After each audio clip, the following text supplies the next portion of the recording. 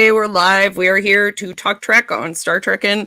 Like usual. Oh, I have my name set to both of us for some reason, but hey, that's fine. I can change that. Anyways, hi, I'm Nicole. I'm here with Gary. Hello. And across the city is Green. Hey, how's it going? How's it going? Not too bad. How are you on this slightly snowy Sunday? Yeah, it's I got a bit of migraine actually. The weather doesn't feel yeah, that's been happening with me a little bit too. For sure, because like it's when the weather changes a lot, that's definitely a problem for migraine people. That is why I want to move to Hawaii. Aside from being on an island and not talking to humans. Well, honestly, our other choice being New Zealand. We're basically looking at two islands. One comes with earthquakes, and the other with volcanoes. The other is San Diego, I believe. I want to do Finland, so like Finland, the weather changes a lot. So but geez, what's going on with this? It has good civil services. Lots of water. Yes, it does. Granted, all those civil services come from colonial exploitation, but that's a so does all of Canada's. So there's no avoiding that. It's also they also have free university, which is quite nice. Only if you're an EU citizen, because I looked into it. Yes, they do. But they also the problem with free university I found is from my family there is that if you only have a BA, it's only a BA. And that your family pressures you to go back to school because you only have a BA, see, and you should go and get your master's because clearly you're a smart person and you should go get your BA. Your master's. Yes, exactly. That's what my one of my cousins, that's happening with them a lot. But yeah, so if I were to go for a doctorate, I could get free schooling in Finland. That's the one exception to the you got to pay. They will allow doctorates because presumably you stay in the country, or at least you bring the country a lot of prestige. Yep. They also have a lot of work in my fields of study, so that is a very well. I want to go I want to go to ecology, and ecology is apparently a big deal in Finland right now. So yeah, for sure. Well, I mean, all that stuff. They're very very nature conscious human beings. For sure. Yeah, apparently environmentalism is like a big concern for them right now. Yeah, 100%. It always has been. They're very environmentally friendly kind of people. I was also going to say universities generally like to be diverse. So that's often at the doctorate level, they're prepared to kind of fund that. Yeah.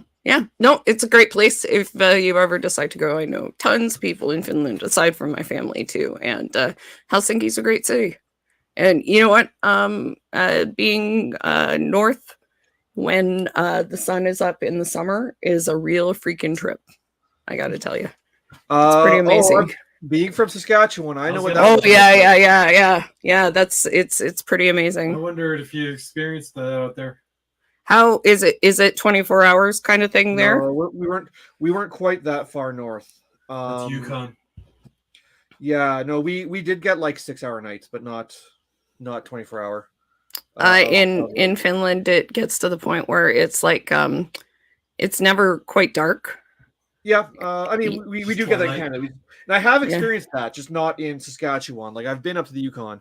Yeah, so. It's like at 3 a.m. There's still like a twilight kind of a light in the sky. The first time I went there when I was like 13, it really I couldn't sleep. I slept like 4 hours a night or something like that because I was just like light. I wasn't like light crazy like happens, but I was definitely like I had way more energy. Well, you would be familiar with this having been there, but I know in Finland they give you they have like these earbuds that have like UV lights that you put them in to cope with the darkness in the darkness. Oh really? I know I have never been there in the winter for any length of time, so that's pretty cool. I'll have to ask my friends about that for sure. Anyways, if any of my Finnish friends have know about the earbuds, I'd love to hear about them. But that's pretty cool. But yeah, it gets super freaking dark. Anyway, so let us go to Star Trek because, as I said in my tweet, we have so much Trek to talk about. Oh boy, today. Do we? So we're gonna just jump right in. because we missed a few things, so we're gonna go. Let's start with Discovery, I guess, because we're ramping up to the end of Discovery. So and do we want to organize this by episode in order of watch, or do you want to Discovery, Picard? I do Discovery and then Picard. I think we should do Discovery and then Picard. Yeah, for sure. Yeah. So we've haven't recapped Discovery since the galactic barrier, and holy crap, has a lot happened. So let's basically start there. I'm going to just start off when we're going forward. We'll kind of do a top five things you might need to know, or a quick kind of recap of the important points from the episodes. But I'm just going to go through some quick Wikipedia synopses, and so we know like the basics of what happened in each episode beforehand, and then we'll get to discussing the episode. So, galactic barrier, fearing retaliation from species 10C. Rillick moves up the timeline for first contact. She, Tarina, and several diplomats board Discovery, which jumps to the galactic barrier and begins the dangerous flight through it. Before they lose contact with the Federation, they are contacted by Vance, who tells them the DMA is now close to destroying Earth and Navarre. Meanwhile, Book and Tarka need programmable antimatter to make it through the barrier themselves and travel to a stash of that Tarka has abandoned in an abandoned prison where he was once held. Oh my god, that was like only 3 episodes ago. I know, right? I was just thinking that myself. Tarka explains that he had befriended a fellow prisoner. They were best friends. They were best friends, guys. People are even saying that. I'm like, oh, because he was BFFs. I'm like, yeah, BFFs, guys. Tarka explains that he had befriended a fellow prisoner, Oros, who built a machine to transport them to a peaceful parallel universe. They were separated, and Tarka does not know if Oros was successful, but he hopes so, and has built his own machine so they can also travel there. It requires a large amount of power, and Tarka had planned to use the DMA's power source before realizing that it is at 10C's location rather than at the DMA itself. After a difficult flight, Discovery emerges from the galactic barrier and begins traveling towards 10C's coordinates. So this was actually mostly Tarka's kind of like... Yeah. Story and his background, which was what you've been asking for, and I was deeply unsatisfied by. So much his for my reasoning is like something... okay. I guess you had feelings. So much for my theory that like there was something really weird going on there. Like, it's because the reason why I thought that there was going to be something really weird, that like there was going to be like something like beyond just like what there was because like why bother hiding that? Yes. Like why wait so long for that reveal if it was exactly what it was going to be? Well, also uncool for him to be like, my pain is greater than yours, right? Yeah. It's like a lot of people have lost people. I lost an entire planet. Yeah. Like I lost my boyfriend. You lost your entire people and culture. Clearly our pain is equal. Yes. Right? That's what I said. Like, again, it's like so indicative of his arrogance. And Book is like, oh, I understand. I'm like, Book, you understand? Book, you should be saying, like, what the fuck, man? Like, come on. Yeah. Well, maybe we're forgetting that Tarka is like the privileged white male in all of this. Yeah. I don't know, man. I don't get why Book's putting up with this shit. I mean, I do. Neither do I. It feels... Because story at this point. Yeah. I mean, I understand that Book heard his story, and Book is an empath. Okay, I think that's what it comes down to in this case, in this situation, in this story. Book is an empath. Book is like, you know what? I feel bad for you that this happened. So, you know, I think I'm wearing my hat inside out. I'm sorry, it's super distracting. Yeah. So anyways, Book is an empath, and he feels really bad that this happened to him. He can feel his pain. He understands it because he has lost so much, and because he's like kind of losing Michael in a sense right now. They still live each other, but you know, they're having philosophical issues. I know, but like I feel like you should give us a little bit of like dialogue. You know, like even when he's in prison with Jet later on, like he should say like, I feel this guy, like he has deep feelings that hit him to the core. No, Right, like, yeah, just I guess something. that's a real writer's problem. I guess is Like, not overall, expressing this right. I mean, overall, I'm really loving this season of Discovery. Yeah. Hmm. But like, this is my one big gripe with it. Yeah, that Tarka is just like getting away with shit because Yeah, story, because Yes. reasons, Well, because that's mine. it needs to happen. That's Yeah, my and pet that's peeve. very frustrating. It is frustrating because I really like him. Like I said, like as a character, I enjoy Tarko when he's like on and the writing is good for him and he makes sense. Like I find him very funny. And like the whole concept is Tarka is amazing to me. Like Yeah. this like, you know, For sure. like Beta Z Scientist. hedonistic Ryzen scientist who's just like, I just do what I want, and but like who is also cut off from everyone and incapable of having like booking him or booking this guy or his only real relationships because he's such a arrogant dickwad. But yeah, I just don't understand, and I don't understand when he doesn't even know this guy is alive. He doesn't know this guy's alive. yeah He doesn't know this guy's got anywhere. He doesn't know this place exists. He knows literally nothing. He knows literally nothing. Yeah. Well, other than something happened at the old prison base that he was like, oh, clearly Oros did it. He could be dead. He could have easily blown himself up. Yes. Yeah. And he's just like, okay, so I'm willing to destroy Earth and Navarre just so I and kill everybody. Kill Michael, kill Discovery, kill this new species, kill everybody. So I can just I'm more important than everybody else. We even see that with Jet later. Because Jet's like his calculations, you know, he could kill everybody, right? Like like we've already got an instance where someone's like, maybe your math is not good. Yeah, no, I mean, like, no, it's not that his math isn't good. It's that he doesn't fucking care. He's like exactly what they thought the 10C were. His math also isn't good, because if his math was good, he wouldn't have been like, he would have known that the power source. Yeah, because he's not checking, right? Like I think the problem he has a confirmation bias. Yep. Yes, he sees what he wants. Yep. And I guess you could say that, like, we're just going all over the place. We're not even in this episode anymore. No, but he sees what he wants, and I guess you can say Book sees what he wants too with this, right? Like, Book is only seeing, you know, but like the grief. He's not seeing that he's crazy. He's just seeing that he's sad. It doesn't work for Book's character. No, it doesn't. Crazy, reckless. Like it's reckless. Yeah, it doesn't work for Book's character. Because Book should be more savvy about this. Yes. Yeah. So they're clearly just doing it just to make the plot go forward.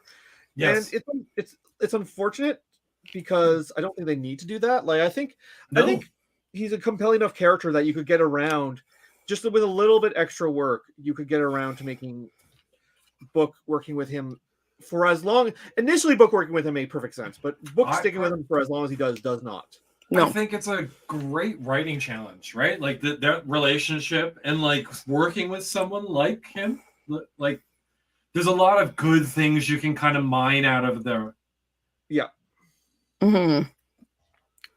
And I mean, there are some good things about all of this outside of Book and Tarka. I mean, it's good that we got to see Tarka's story. It's unfortunate. Like I was kind of in the same position as you, Green, going like, really is that it to this?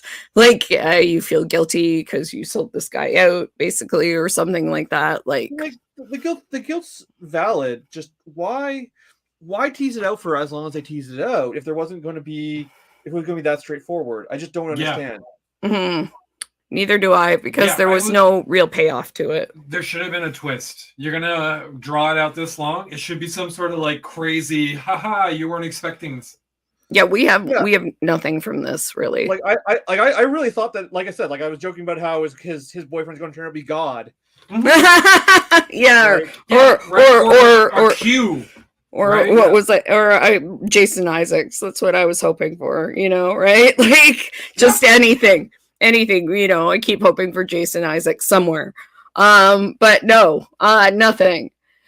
And so, I mean, great that we got that, but not so great that it's like They made it a mystery when they really, really didn't need to. yeah. Like, it's not a problem that was that straightforward. It's just if it's going to be that straightforward, why the mystery?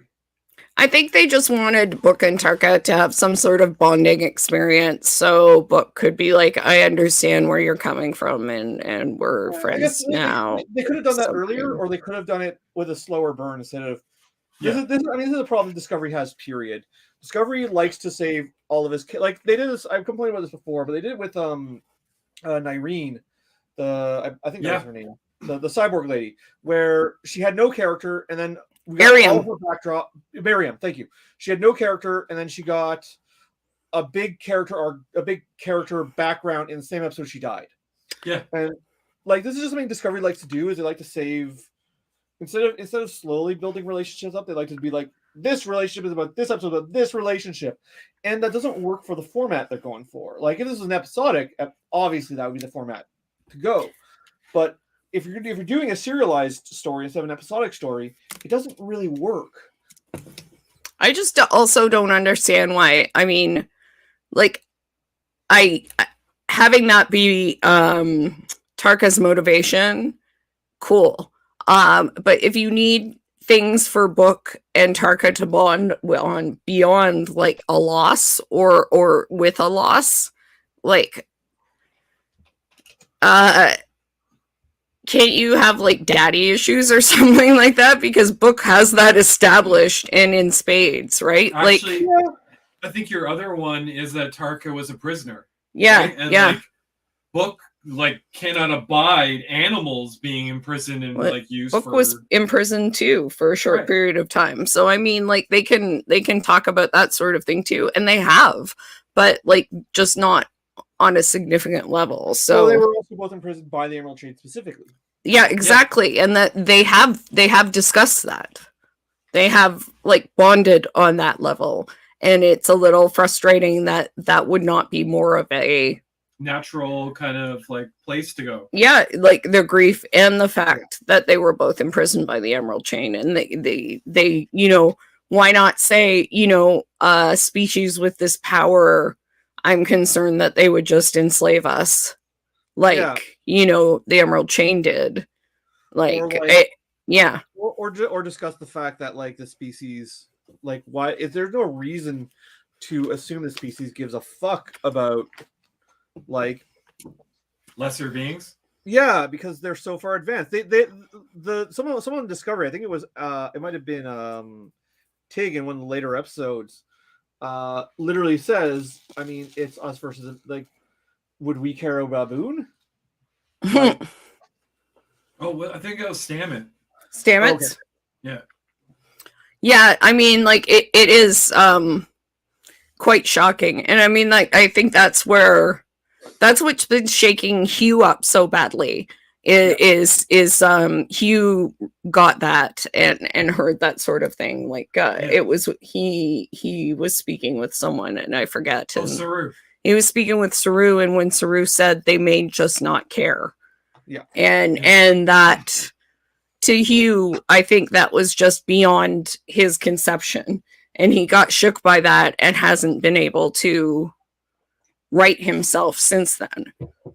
So I think like when we talk about the later episodes, I think the fact that they have, feelings and compassion and empathy will be a big thing to writing Hugh again in his place in the show. Having the diplomats on Discovery has been great in some ways. I'm glad that they put them on, primarily because Saru and Trina get to continue talking to each other and flirting and being awkward. I enjoy the romance. Yes, everyone does, and I think it's fabulous. And Doug Jones is a genius and should be given 1 million awards for managing to convey any emotion facially through all of that makeup, which he does all the time. And if people would stop just freaking interrupting them constantly, that would be really great. But it's also great. I like it because it's like classic romantic complications, you know? Also awesome that Michael is giving him like advice on how to date a Vulcan. Yeah, later on in the later episodes. They don't publicly display it. Yeah, in the episode later on, that was really cool. Yeah. But I've enjoyed that, so it's good that they're coming on. But I really enjoyed as part of this episode that Michael had the discussion with Rilek about telling everyone about the DMA and where it was and what might happen.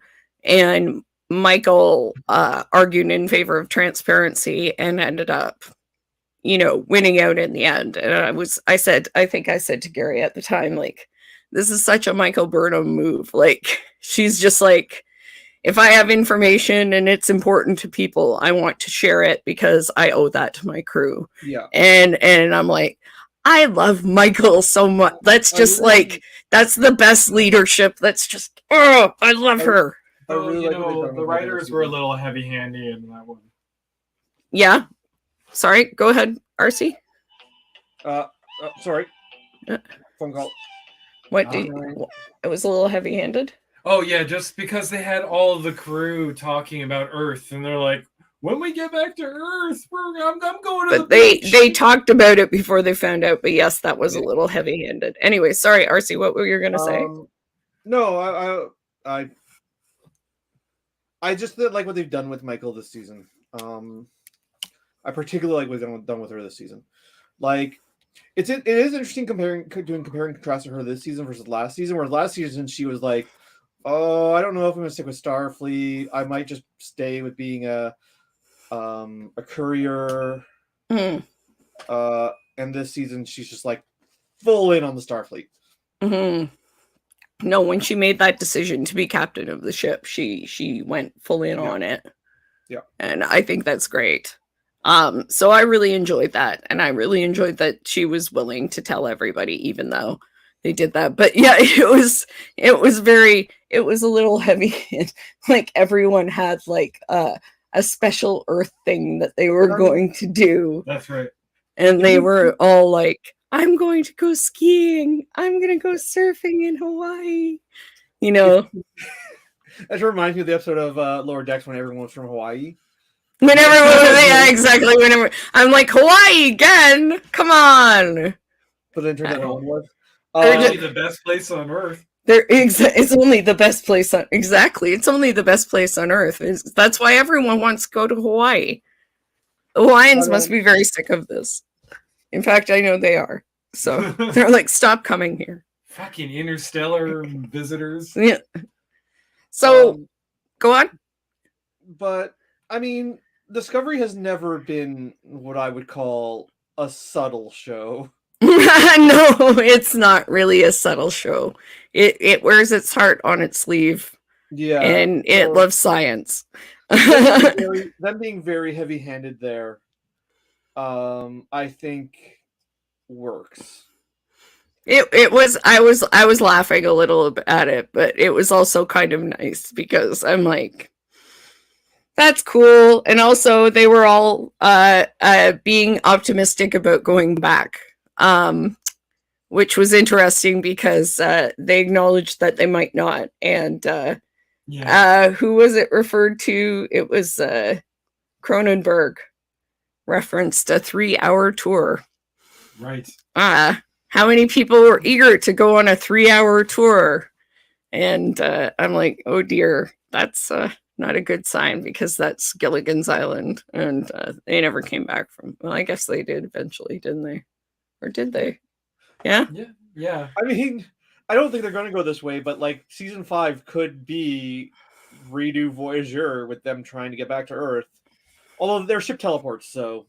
Yeah, I mean, they can't teleport, but there's interference, isn't there? Yeah. No, the network doesn't extend into the other galaxy. Ah, there you go. Yeah, there you go. They're past the galactic rim. Yeah, the galactic barrier. And that was the other thing. That was a really Gary actually really liked how that was shot. The transit through the galactic barrier. Yeah, the transition between the different like hue colors. They went black and white for a period of time, like, almost. Really like grayscale. Mhm. I must not have been looking at the screen when that happened because I did not catch that. No, Gary, he was very enthusiastic about it. Like, I was looking back and forth, and he's like, "Oh my god, that's so cool!" So basically, like through different parts of the transition through the barrier, there were different kind of like at one point they went kind of grayscale, and when they came out, they were back in color, and there was like a kind of a reddish point, I think, or orangish. Yeah, it was very interesting. Because the different, basically, light spectrums are no longer available in those sections of space that they were traveling through, or at least the ones that are typified by I must our have been like in the galaxy. kitchen getting food when that happened or something. It was really cool. It was very nicely shot. Yeah, and little effect. And it was a good, another good kind of demonstration of Discovery and their crew, and how they are all good at like working together to kind of like make things happen. I remember the scene. I just don't remember specifically the hue changing, which tells me that I was listening but not watching. Like, it's when they were passing through those membranes. They were basically like these cells they were jumping into and try to pass through the space to the other galaxy. I remember them jumping through the membranes. Like I said, this is why I'm pretty sure I was like, or maybe I was getting laundry out of the machine or something when that moment happened. Because I remember the moment, I just don't remember the specific incident you are describing. It certainly wasn't maintained long. Like it was just kind of like a brief thing that was happening as they. It was maybe like 5 minutes, or less. Yeah. It was cool. So they get through for sure. Were they were still attached. Book ship was attached to the hull by then. That's how they got through. Tarka's plan was to use the Discovery to get them across. Yeah, which is not really mentioned in this little recap, so I had double checked it just to make sure. But yes, they had used the plan to use Discovery as to hitch a ride through. So which they do. And that is why they are through the galactic barrier. Yeah. I can't remember too much more about this episode that was super important. Well, they compromised the Earth president or the leader, the diplomat that's on. I think that's the next episode. General Ndoye? No, that's the next episode. That happened later. Yeah. But, this was a really low-key episode. It was also probably the episode I liked the least of this season so far, which is to say I didn't like it. I did. Well, it's a travel episode. It was the most forgettable of all the episodes we've had so far. It's completely just a journeyman episode to get you into transition from the 2 points of the story. Yeah, exactly. And then it was also like then they used that opportunity to fill in the backstory for Rise of Science Man. I am terrible. Yeah, that was the main. Yeah, Tarka was the main like focus of the episode, which was like I think that was the main reason it was kind of a disappointing episode, because it was like, yay, we're finally getting Tarka's story, and he fell in love with this guy who was as smart as him, or smarter, and then felt bad because he had sold him out, and then he died. Maybe, who knows? He died, or maybe he went to like an alternate reality that his people have a cultural belief in. Or something else, maybe he doesn't know this place. He doesn't even know that this place that they went to exists. I know he knows nothing. He knows nothing. He's like killing. He's gonna destroy whole planets for this like fantasy he has. As far as the villain motive, it's fine. But once again, why give it that fanfare? Just why give it that fanfare? If you want to be like, okay, he had a boyfriend and he lost his boyfriend, and his boyfriend may or may not be on another side of. Across like in an alternate reality, fine, that's fine. It's not a great villain motive, but it's a serviceable villain motive. But why the fanfare? Why tease it out? Why build mystery around it if it's going to be exactly what it sounds like? If you're gonna do the long play, there has to be like a twist. We could have like found his diary. Found that out, like, he could have read a letter, told Lieutenant what's her name during the fight. Owishikun? Yeah, he could have told. Perfect opportunity. Yeah, could have told her. Would have been done with. Or Book asked him, numerous times. Could have just told Book.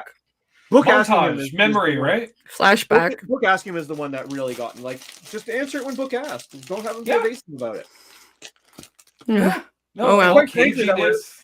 that would have given them more time to bond and made this current situation where Book trusts him when he shouldn't make more sense. Yeah. Because if he was clear with Book right off the bat, I'm building for our viewers. I'm building Lego. That's why I'm seem distracted. That's why there's clanking right now. Oh yeah, there you go. So there's a bookstore that needs building. Yes, Very important. All this talk of Book. Yeah. So, but it's more like just if he wasn't evasive with Book, it makes Book trusting him this far make more sense. Right? Yes. 100%. Yeah. No, 100%. I just. And there was no reason for him to be evasive. His backstory is exactly what you would assume it to be. Yes. It's just none of this makes sense. No. All right, let's just move on to a better episode. We wasted a lot of time. We'll just move on to a better episode. Okay, so the next episode is called Rosetta, which is a better episode. There's a lot going on in this episode. It's not as good as the next ones, but it's still pretty good. So Burnham decides to visit a dead planet near the hyperfield. I don't think Burnham just does it by herself. I think that's unfair. I'm sorry, I got distracted. Burnham decides to visit a dead planet near the hyperfield, which may be the homeworld of species 10C. Earth General Nadoye believes this is a waste of time because she is a pain in the ass. But other diplomats support the decision if it provides useful information. Burnham travels to the planet with Saru, Culber, and Detmer, where they find the large skeletons of a species that once lived in the planet's former gas layers. They also begin to experience hallucinations that create strong feelings such as fear. The team deduced that 10C fled the planet during meteor strikes that burned away the gas and killed some members of the species, and that the species used complex hydrocarbon compounds to communicate their emotions, which are now affecting them on the planet. They believe they can use these hydrocarbons to help communicate with 10C. Meanwhile, Book and Tarka follow Discovery to the planet and sneak on board. Tarka bypasses Dolores' sensors to allow their ship to be attached to Discovery undetected, taking engineer Jet Reno hostage in the process. Book convinces Nadoye to help them destroy the DMA. The only change I would make is that the skeletons are huge. They're They're massive, large. yeah. Like it belies. Large, yes. Massive skeletons. Yes. Like, I know I make a lot of Mass Effect references, and not everyone may get the Mass Effect references, but they are like Leviathan / like Reaper. Oh, huge. behemoth type things. Yeah. Mm-hmm, mm-hmm. Yeah. Entirely. In Mass Effect, the antagonist alien race are like the size of skyscrapers. There you go. And they are comparable to that. Yeah. I enjoyed this episode because hey, fly good. That was my favorite. I was just like, yes. I love it because I'm like, oh, that's so funny. And Adira's like, oh man, Detmer's so cool. I want to be just like Detmer. Fly good, Detmer. Oh crap. That's like, I never should have said that. How do I make friends with Detmer? Oh no, this episode's great for that. Yeah, and then Hugh's talking with her later. Yeah. How do I make friends with Detmer? Jet. Well, Oh, Jet, yeah. Be a person. Talk to her about things. Pro tip. Pro tip, don't be weird. Don't tell her you want to be them. Yeah, me too. I was like, I actually cheered when Jet showed up. Yeah. And then, later on, she's like, they're like, oh, hey, Detmer, can I sit with you? And, yeah, of course, Adira. Thanks for saying fly good. I did. I did. That really helped me. Please never say I said that again. Oh, I think I will every day of your life. Oh. So I'm like, that is the best. Just a really wonderful interaction. I thought that was probably my favorite part of the episode, to be honest, was just Adira and their hero worship of Detmer. And then Detmer just being like, you're cool, kid. Come and sit. I'm going to mock you now because you were awkward. There still has to be a call out to that later. Detmer walking by. Hey, Adira! Flu kit. Or no, hey, Adira, fly good. I really enjoyed that a lot. It was just, yeah, I enjoy Adira's character development. No, that's why there was an extra bag in the 2-pack. That's why. Okay. I enjoyed Adira a lot in that episode. I enjoyed her bonding with Reno. Adira's not a character I care for very much on their own, but whenever you put Adira in with anyone else, any of the adult characters, they instantly become extremely endearing to me. Yeah, well, I mean, it just brings out all of the adult characters kind of Adira, they bring out different things in all of the adult characters. And maternal instincts and or you know, like they just all of the adult characters want to help them. You know, they're all like, Adira's a good kid who's super smart and is gonna go places. Yeah. So we want them to be the best person they can be, you know? Adira seems like a lot of what they tried to do with Wesley and didn't work, and it's working with Adira. Yeah. Yeah. Well, I think because they let Adira be awkward and a smart-ass teenager and annoying, right? Like they let Stamets be, God, I hate this kid. Why are they so much smarter than me at first, right? Like, you know, like, and Adira's relationship is what made me like Stamets. I did not like Stamets until like he started mentoring Adira, and then it's suddenly like, oh, this character has depth to him all of a sudden. Yeah, when he's like gay dad, suddenly he's so much more like I always liked him, but he was very irritating, right? Abrasive. He's very abrasive. But I like, and as we'll talk about more, I like unlikable characters. Like, I have an affinity for them because I guess because I know what it's like to be a deeply annoying person. So I really like them, and I know what it's like to be that know-it-all person who's really like, why are you like that? I'm like, yeah, I get that. So I'm like, he's not likable, but I understand him, I guess. But he didn't really, like, I could see, I see why Hugh loves him, because he's certain ways with Hugh, but he's not like that with everybody. But with Adira really does soften a lot of Stamets, and then Zora too. Yeah. And his relationship with Zora recently, my God, they are like a superhero team.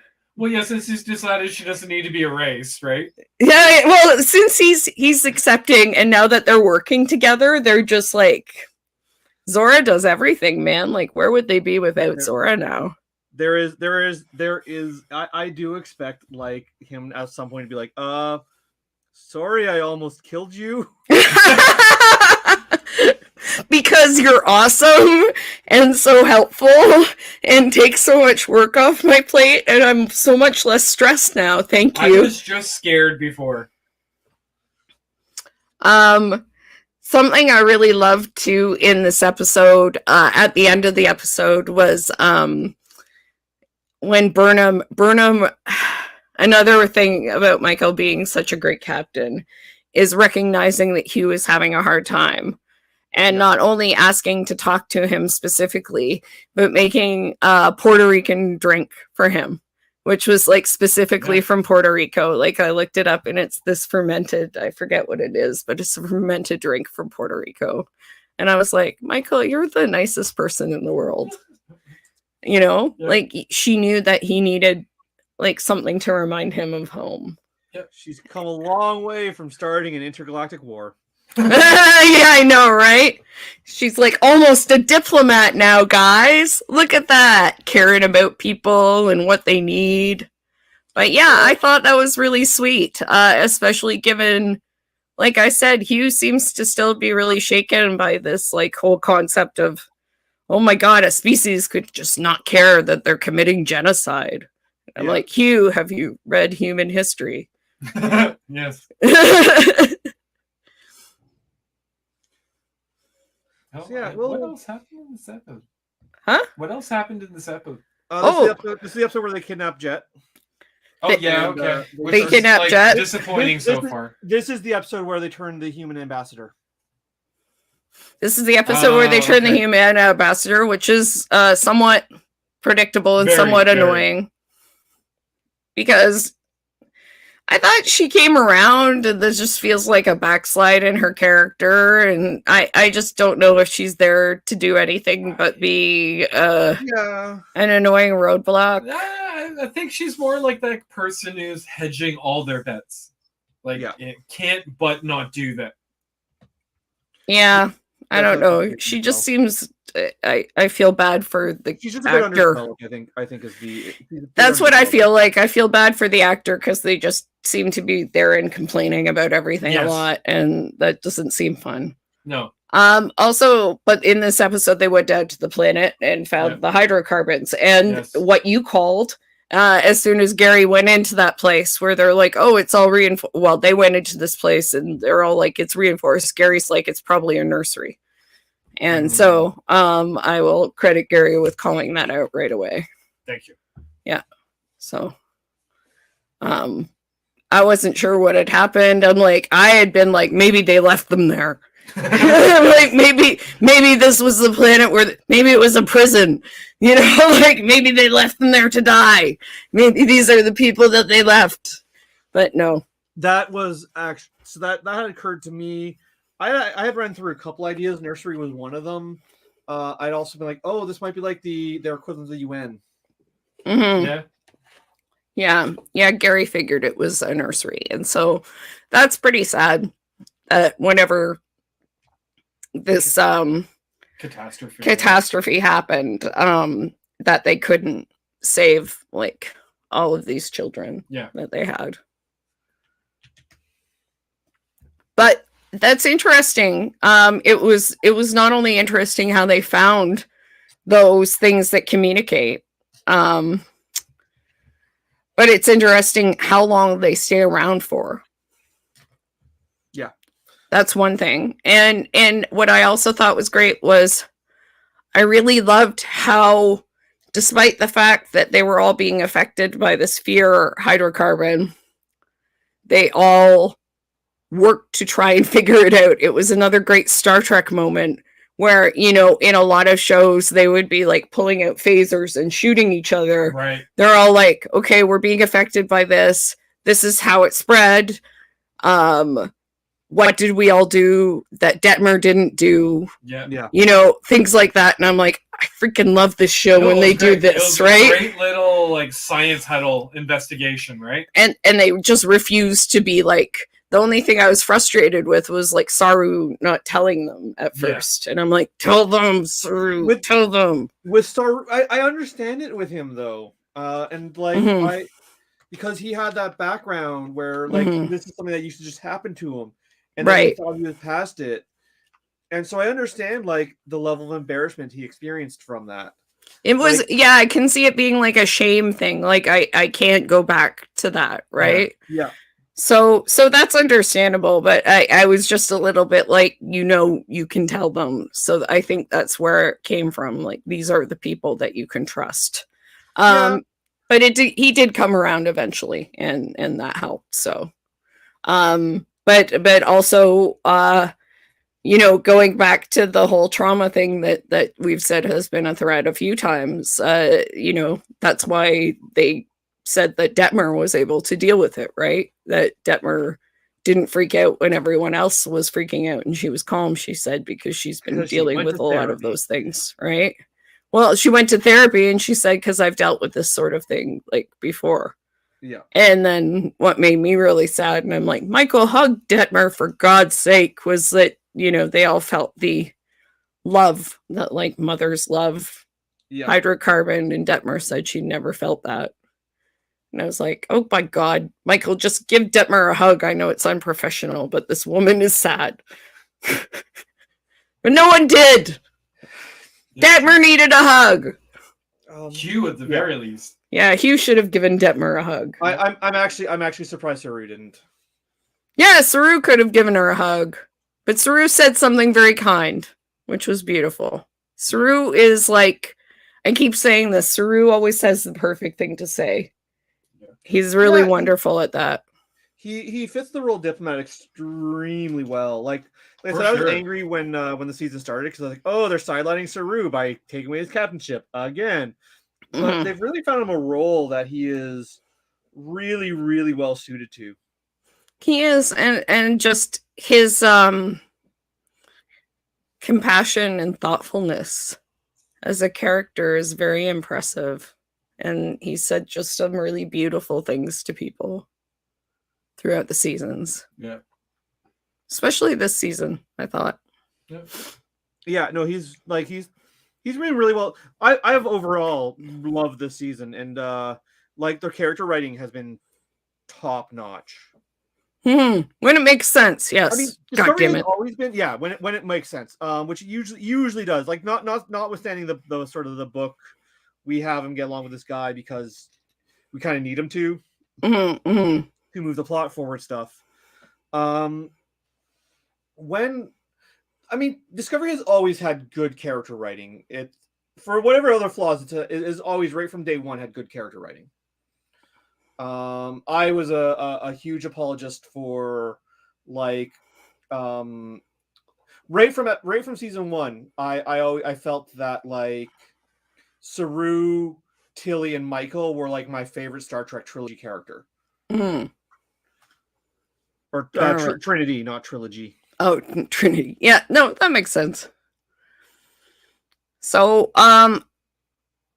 with Book and Tarka, which are sort of the other plot, they do kidnap Jet, which it has proven to be disappointing so far, but I was excited about. But yes, first off, I was excited to see Jet. I literally cheered Jet Reno when I saw her on screen. So glad she's back.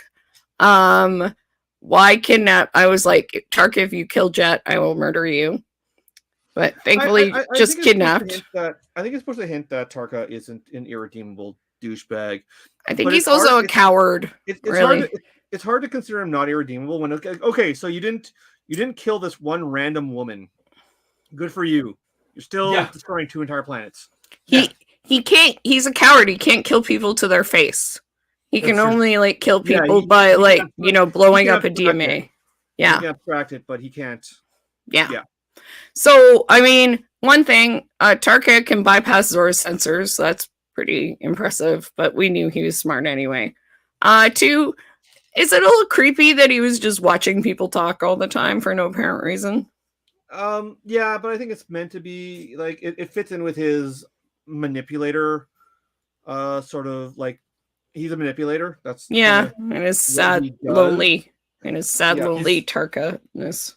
He's also it absolutely fits. Yeah, I was just also going to say he's also a Beta Z who's become accustomed to being isolated, right? Like someone who wasn't interacting with people on a regular occasion.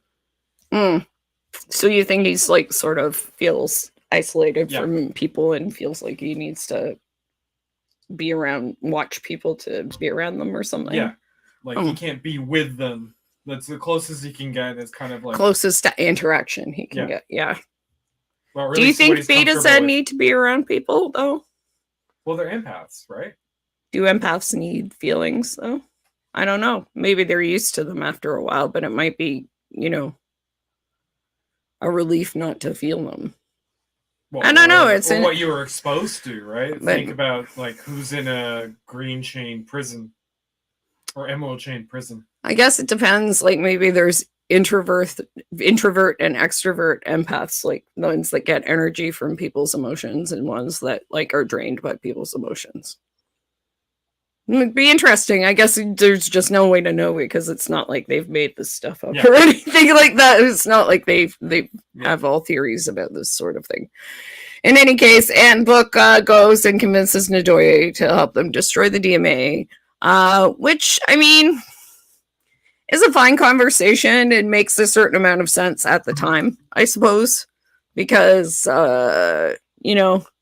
Michael's still down on the planet and they're still trying to figure stuff out. They still don't have a way to connect communicate with the 10C. So it's not a completely out of left field thing for Ndoye to do at that point in No, time. it doesn't bother me. They haven't. Yeah, I thought it was fine. I thought it was a fine plot twist. Ndoye's barely a character, which I think is the big issue there. Yeah, I didn't see much of an issue then. I thought the nice thing for Ndoye that Ndoye did that was kind of made her more of a character is she gave Book the opportunity to see Michael come back to the ship and that she was alive through like some sort of view screen or something, which was nice. And then Book went back to his ship. So there you go. That's that episode. It was a pretty good episode. I was very interested also in the whole hydrocarbon thing and how that was going to work because they found a whole bunch on the planet. Like I said, them doing like the away mission and then going to this nursery, that was a classic Trek. That's all the stuff that I want from Trek. Mm-hmm. No, it totally. And them, even though they were freaking out and having emotions, them like being like, "We're gonna science out of this." That's the best stuff. And them solving the problems with A, science, B, feelings. Perfect. Mm-hmm. Perfect. Perfect Star Trek. Yeah, it was beautiful. So, Species 10C, which was the most recent one, which is such a good episode, except for this part where they're like, but there has to be a finale, so we need to screw everything up. That is my opinion. But that's just me. Discovery releases the hydrocarbon representing peace onto the hyperfield. It is soon pulled into the structure and surrounded by an unknown substance. They do it with dots, and they also lose the dots. Let's not forget that all the dots get sucked in. And it looks like a big water tentacle. Members of Species 10C respond with more hydrocarbons and a light pattern, which they also skip the part where Discovery gets sucked in. Yes, Discovery also gets sucked in by the giant water tentacle into the sphere. That's very important. Members of Species 10C respond with more hydrocarbons and a light pattern, which the crew deciphers as a bridge language similar to Linkos that uses mathematical equations because the Federation species are not smart enough to communicate in the Species 10C's language. We are monkeys. 10C uses the language to question why the DMA was destroyed by Tarka's weapons after Michael and Saru and a few others go down to the planet. And the crew are able to communicate their fear of the DMA. On Book's ship, Tarka plans to use Ndoye to ignite a plasma scream from Discovery that will allow them to escape the sphere and fly directly to the DMA's power source. Because he's a crazy fucker. Yeah. Reno realizes that if Tarka takes the power source now, it will destroy the hyperfield and all inside it, and likely still destroy Earth and Navarre. Book confronts Tarka about this, but Tarka uses his upgrades to the ship to restrain Book. As the crew of Discovery attempt to ask 10C to withdraw the DMA, Ndoye enacts Tarka's plan, and Book's ship escapes. The 10C members stop communicating. Reno is able to get a message to Burnham explaining Tarka's plan, and that everyone will die. Yeah, another great episode. This is a great First Contact episode. For sure. It was so Arrival influenced. It was crazy that when like they showed up, I was like, break out the whiteboard. It's the best way to do it. That's the proven method. Proven method is a whiteboard. Yeah, it was really influenced by Arrival. Like, super influenced by Arrival. Which is fine. Arrival's like one of my all-time favorite movies. No, not mad about that at all. Not mad about that at all. No, it was great. And it had some super sciencing wherein Michael was like, I can't science hard enough with the people I have here. I need my bridge crew who can science in different ways, who will help me figure it out. And you know what? They did. They did it. It was amazing. It was like super cool, and it was just one of those things where it's like you just need people with different perspectives that are equally smart in different ways to figure out the solution to a problem. And the solution is basically that the hydrocarbons are the language, and the light pattern that they distribute is the key. I mean, Yeah. the fact that that was the one thing I found like mildly frustrating was I was like, well, obviously the hydrocarbons are language. Like I figured that out. Yeah, they were like, Right how away. can emotions be language? I'm like, screw you guys. Like, your whole theme this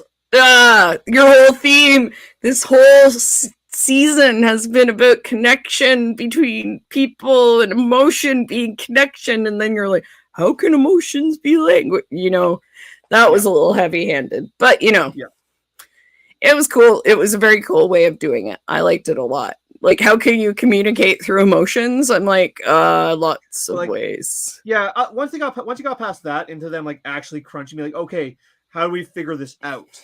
I was like, all right, now we're here. Now we're cooking with gas. That's right. This is the good stuff. Yeah, the only real frustrating things I found about this episode is Jet Reno was unable to do anything, and I'm like, that doesn't track. The only scarier person on that ship is Stamets. And I feel like they should be able to monkey wrench some shit up pretty bad. She did monkey wrench a communicator. But they limited it, right? Because she couldn't bypass Book's security system. Yeah. Like, I feel like that doesn't make any freaking sense whatsoever. I love the bit with the licorice when she asked for it. I was like, oh shit, she's gonna do something with that, right? And like the payoff was like, well, okay, she made a communicator that doesn't work. And then she talked about her dead wife. Yeah. And then she made a communicator that doesn't work, and she I didn't even mind but like, and then when they finally did get to work, it was too late. Like everyone knew. Yeah. I know. And that's kind of what I'm frustrated with, because I'm like, you could have taken anyone hostage then. Like, why take the person who survived for how long on a space station, who's like one of the best engineers in Starfleet ever? Like, I'm just a little frustrated with that. And if she does something next episode, I'm gonna be like, so frustrated. Also, she unnecessary as the means of communication. Like, Book also gets imprisoned by the end of this when he clashes with Tarka. So, he could have sent a message. He had the codes. He could have been the source. Why was that communicator necessary? Yeah. It's his ship. And just Book in general is just... Book should not be trusting him this much. No. And going, oh, let's light a plasma fire and blow this open while they're communicating. That sounds like a good plan. And even Ndoye saying, oh, okay, I'm just going to go ahead and do this while they're communicating. She's like, oh, it's just too slow. I'm like, well, you were right there when they figured it out. Like, I feel like a lot of decisions here were just... The only frustrating thing were the decisions made to make it like the finale conflict happen. I feel like were just decisions made to make the finale conflict happen. And there were some really cool things happening with Tensi and communicating that were destroyed to make the finale conflict happen. Yeah, well, they need to have a conflict, right, for the season finale. We'll see where it's going. I'm still overall really enjoying this. Like, this is way better than finale season 3. Oh yeah, no, I enjoyed the episode immensely. I was just, by the last 10 minutes, I was like, oh, why? I felt it ended really suddenly. Yes. No, I almost thought it was the last episode. I was glad to see it wasn't, because I said to Gary, I was like, is that it? Is that it? Yeah. Like, I remember I was watching it, and then it felt like the show just ended. Yeah. There was a point where I thought it ended earlier, and I thought that was it. Yes. And I was like, and he was like, they would end it like that. And I'm like, no. And then it went to the point where Michael was like, you know, Jet sends the message. But I thought that was the end of the season. And I was like, I was so mad for a minute. At least it's not the end of the season. Discovery's never, there's one more episode left. Discovery's never ended on a cliffhanger before, so I'd be surprised they did this time. I was just deeply frustrated with the last 10 minutes, because I was like, this is all exciting first contact stuff, and then just like, and then action stuff go. Yeah, and I mean, I expected it to happen because Tarka Yeah. Yeah, they were working towards it. Like 100%. it definitely didn't come out of nowhere, but I get No, you. no, for sure. So another thing I really kind of enjoyed was Hirai's look of uh, massive excitement and then deep disappointment. The linguist for the xenolinguist for the Federation, when Rillick said Hirai and then told him he wouldn't be coming with Michael and the rest of them. The guy who's always eating. Yeah. So he looked like he had been waiting for this to happen his entire life, especially when the 10C showed up. He was like, it was like, this is the thing I've been waiting to happen my entire life. That was the look on his face. Yeah. And then Rillick says his name and he's like, oh my God, I'm going to meet the aliens. And then she's like, you should stay here. And he looked like someone shot his puppy. Yeah, because this is the guy who watched Arrival and was like, I'm going to do that job. And then the aliens show up. He's like, I'm going to do the job. And then they're like, you should wait behind. Yep. I felt really bad for him, but I'm like, man, good job, Hiro Kanagawa. Like you acted the shit out of that. That was awesome. Like, you know, I felt really bad for you there. Like 100%. It's especially effective because the guy's kind of an arrogant jerk. Yes, it is, because I mean, it is really effective because he hasn't been like Rillick had to say, my dude, stop being so negative. You're bringing everyone down. Like, you know, if you don't have anything nice to say, like, stop fucking saying it because. I think it was more, could you just say something nice? Could you say something nice once in a while? This crew is trying to kill themselves to do this, and they're a little stressed out. You're just kind of an asshole. But yeah, like it was great. So he looked like everything he had dreamed of since he was a little boy. It was coming true. He's like, I'm gonna meet the aliens that no one else has met. But then she's like, no. And I mean, it makes total sense. He's the one who can communicate best with them, and if things go wrong, like 110%, he should be there. But it was like, man, she just knocked that ice cream cone out of his hand. Actually, you know what we talked about how this was influenced by Arrival, which it definitely was, but it was also very influenced by Contact. Yes, 100%. Yeah, totally. Definitely the scene with them being like, oh, it brought us back to the bridge, and then like, oh, it put us someplace we would feel familiar. Like that was all right out of Contact. 100%. So do you need you want to take a second, like a 5-minute break, and then we can go on to Picard, talk about maybe the next episode and go on to Picard, because I think Gary needs to stand up for a sec. Yeah. So I could probably use a drink. All right, so we are just going to take 5 minutes. We will be right back, and after that, we will talk about what's going to happen in the 13th episode, the season finale of Discovery, and then we will move on to Picard. Be right back.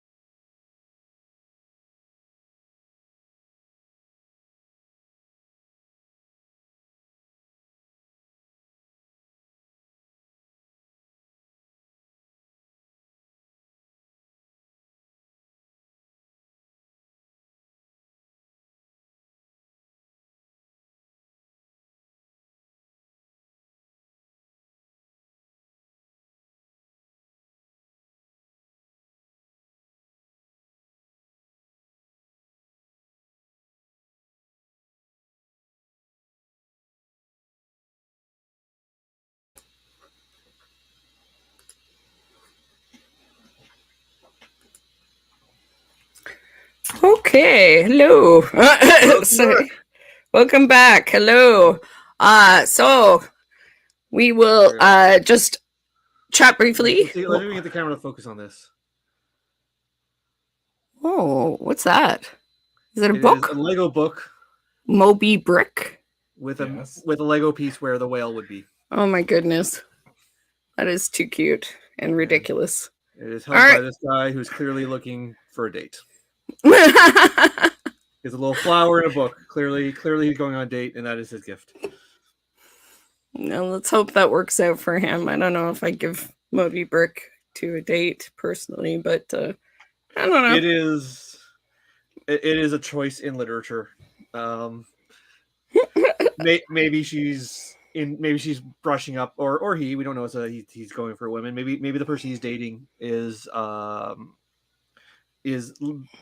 trying to get into classic literature. It's possible. It's possible. So, what do we think is going to happen? Star Trek Discovery finale. There'll be a big action sequence with Tarka. Oh, bless you. Sorry. Big action sequence to Tarka. Yeah. Tarka will do something that will threaten the Tennessee. Tarka will do something. There'll be an action scene. There'll be some fighting, probably space combat. I don't think there'll be a fight scene. This cast, other than Michelle Yeoh, is not particularly, and Michelle Yeoh is gone from the show, not particularly good at physical combat. Mm-hmm, mm-hmm. They're good at shootouts. They can do shootouts. They can do space combat just fine, but they're not trained fighters in it shows. So there's going to be probably some space combat, probably some emergencies. It'll be like the red alert will be sounded. For sure.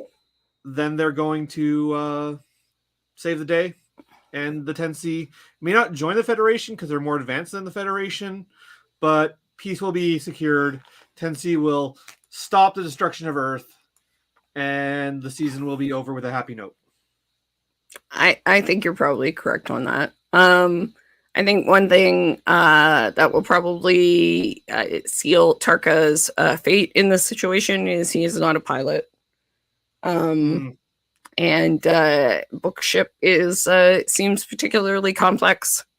And it does not seem like something you want to be flying if you don't know what the fuck you're doing. Yeah. Especially against Discovery and Detmer. I would not want to fly against Detmer if I didn't know what I was doing. Yeah. Because she flies good. And Detmer, she looked at 900-year technology that was 900 years more advanced than what she's used to and was able to just fly it. Yeah, that's a good point. Detmer was like, yeah, I can do it. It's cool. Got it. She's a good flyer. Yeah. Detmer knows what she's doing.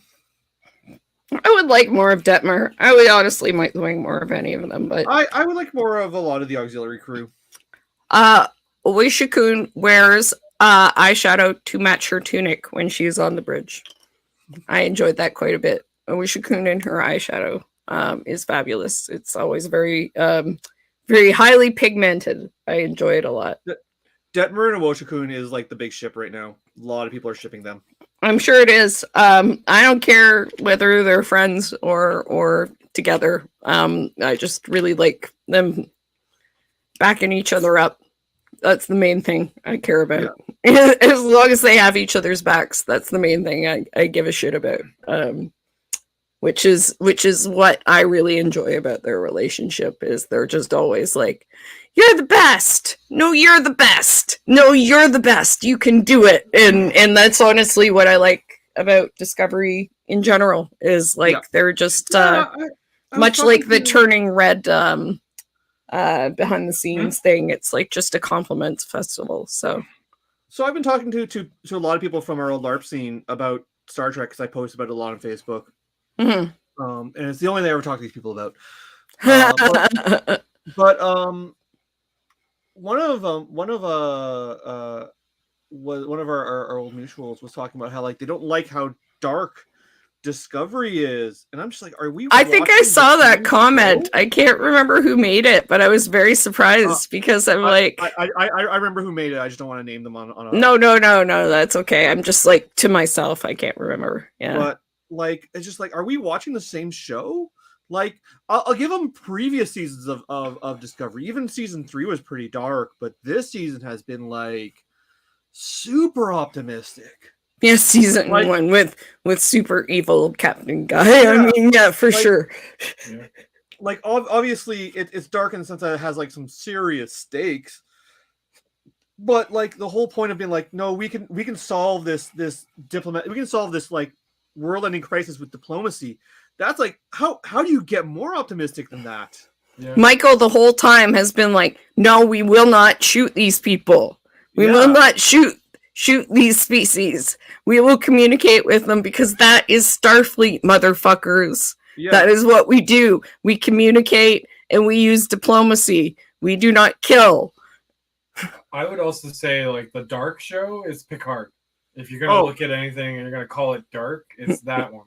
It was a conversation about Picard that this happened in, but they also were like, and it's not just Picard, it's Discovery. And I was like, what? Really?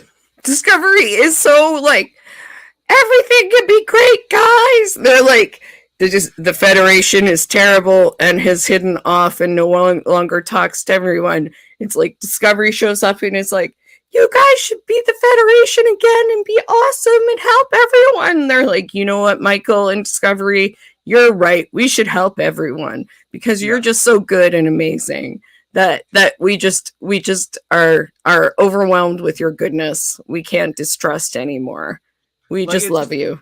It's yeah, like Discovery is, especially this season. Like I said, I understand the criticism about past seasons, but this season has been nothing but like Boy Scout count, Boy Scout. Well, even last season they show up and everybody's like, we don't trust you, and they're like, that's okay, we're gonna help.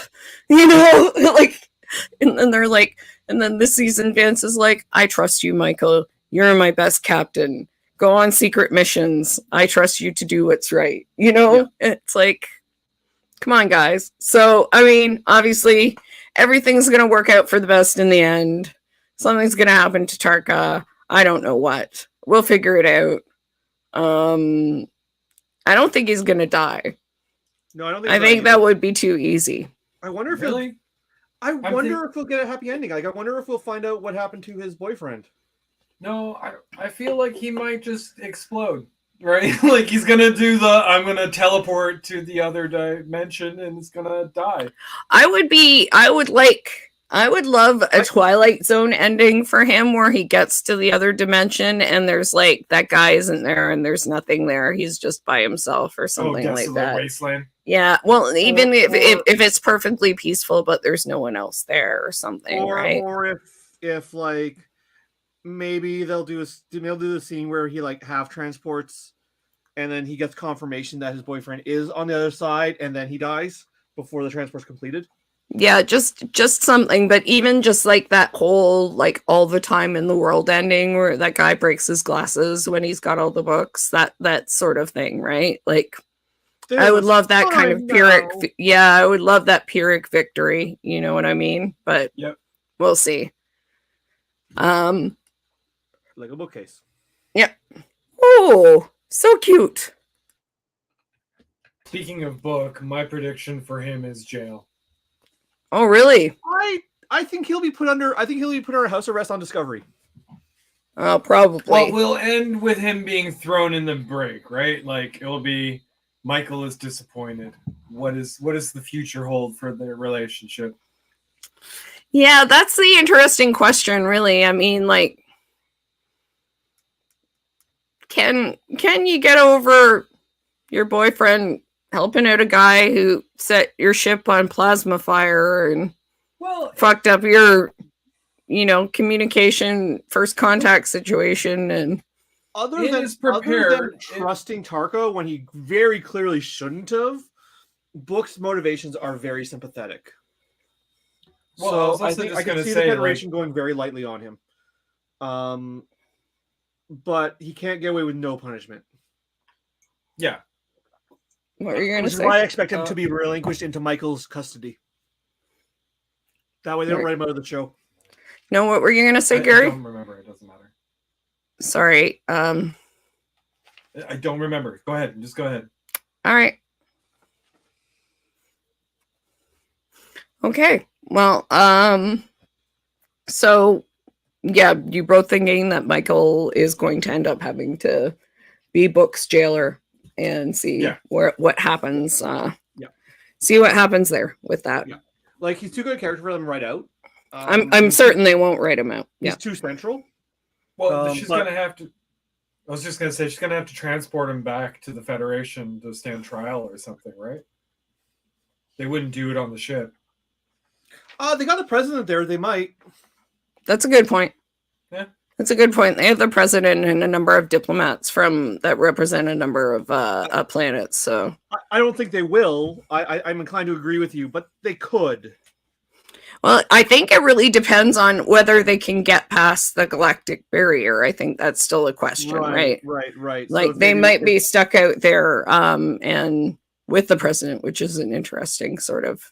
Oh, yeah. The other thing I was going to say is Reno told them his Tarkus calculations when he does this whole detonation of the DMA, that it will cause a spatial rift that will float in towards Earth and likely just destroy it anyways. Yeah. It'll just take longer. Yeah. I mean, that's why Reno had to get kidnapped, was for her to deliver that line, because only her. She's the only one who could figure it out. Yeah. Oh, yeah. Only she could see the calculations. It was like she'd be the only one of the only people who could do that. Yeah, it would be her or Stamets. They're the only two that would be able to figure it out. Yeah, and that's the thing. Like, they have to basically make some sort of contact and make up with the 10C in some way to get them to stop the DMA, because that's the only way it's going to work. That Earth is going to be saved. I am pretty sure that the 10C will end up stopping the DMA. I don't think that that's when they're going to carry that plot into season 5. No, I don't think so either. It's been going on far too long now, I think, probably. Discovery has also never carried plots over from season to season. Well, this one they did. Wasn't the DMA from last season too? No. Oh, I thought it was at the beginning of last season. No, maybe. They're just all blending together. Oh, well. Yeah, well, because you binge watched all of season 3 right before getting season 4. Yeah, exactly. That's why. Exactly. So, yeah, for sure, like, Discovery does not end on a bad note very often, so I don't see that happening unless they surprise us. So that's entirely possible. So we'll move on to, as we were saying, the much darker Picard, which Picard is fucking dark. Yeah, it's really gone there, and it was, and I think it's much more confident than season 1 Picard. Far. Picard this season, I mean, we're only 2 episodes in, but so far this season Picard knows what he's fucking doing. Yes, I agree completely with that, but I also feel like the darkness to it started in the first season. Oh, it certainly did. Yeah. Like, I mean, they're clearly going for a, like, be the light in the darkness theme. That's clearly core theme. Like, the whole idea. I mean, ultimately this is also what Discovery did last season. Yes, yeah, and they're doing some of that, but definitely it's gone a lot darker than it did in the last season. And I think Gary, this is something Gary talked about a little bit when we were talking about it earlier. He felt like last season was much more uneven. Yes, and I think that's what we were talking about. The season seems like it's much more cohesive, or at least to start. Cohesive. It knows where it's going. The only thing that we really mentioned was, again, there's some stuff happening because of story again. But that's not the end of the world. So the first episode, we start with the Stargazer. And if we want to talk as we were saying just before we came on, everything is super self-referential. And in Star Trek right now, Stargazer was a bit contrived. Well, everything is, we were just saying, like I said, everything in Star Trek is super self-referential right now, and Picard is even more so. And I mean, I think you can get away with it with Lower Decks, and I don't even mind Q's lines a little bit later because he's Q. But yeah, we'll get into it. So, the Stargazer, retired Admiral Jean-Luc Picard, rejects the romantic advances of his housekeeper, Laris, a year and a half after the death of her partner, Jabon. R.I.P. Jabon. He was awesome. They killed Picard's polyamorous boyfriend, and I'm not here for it. Apparently, his polyamorous girlfriend is here for it, though.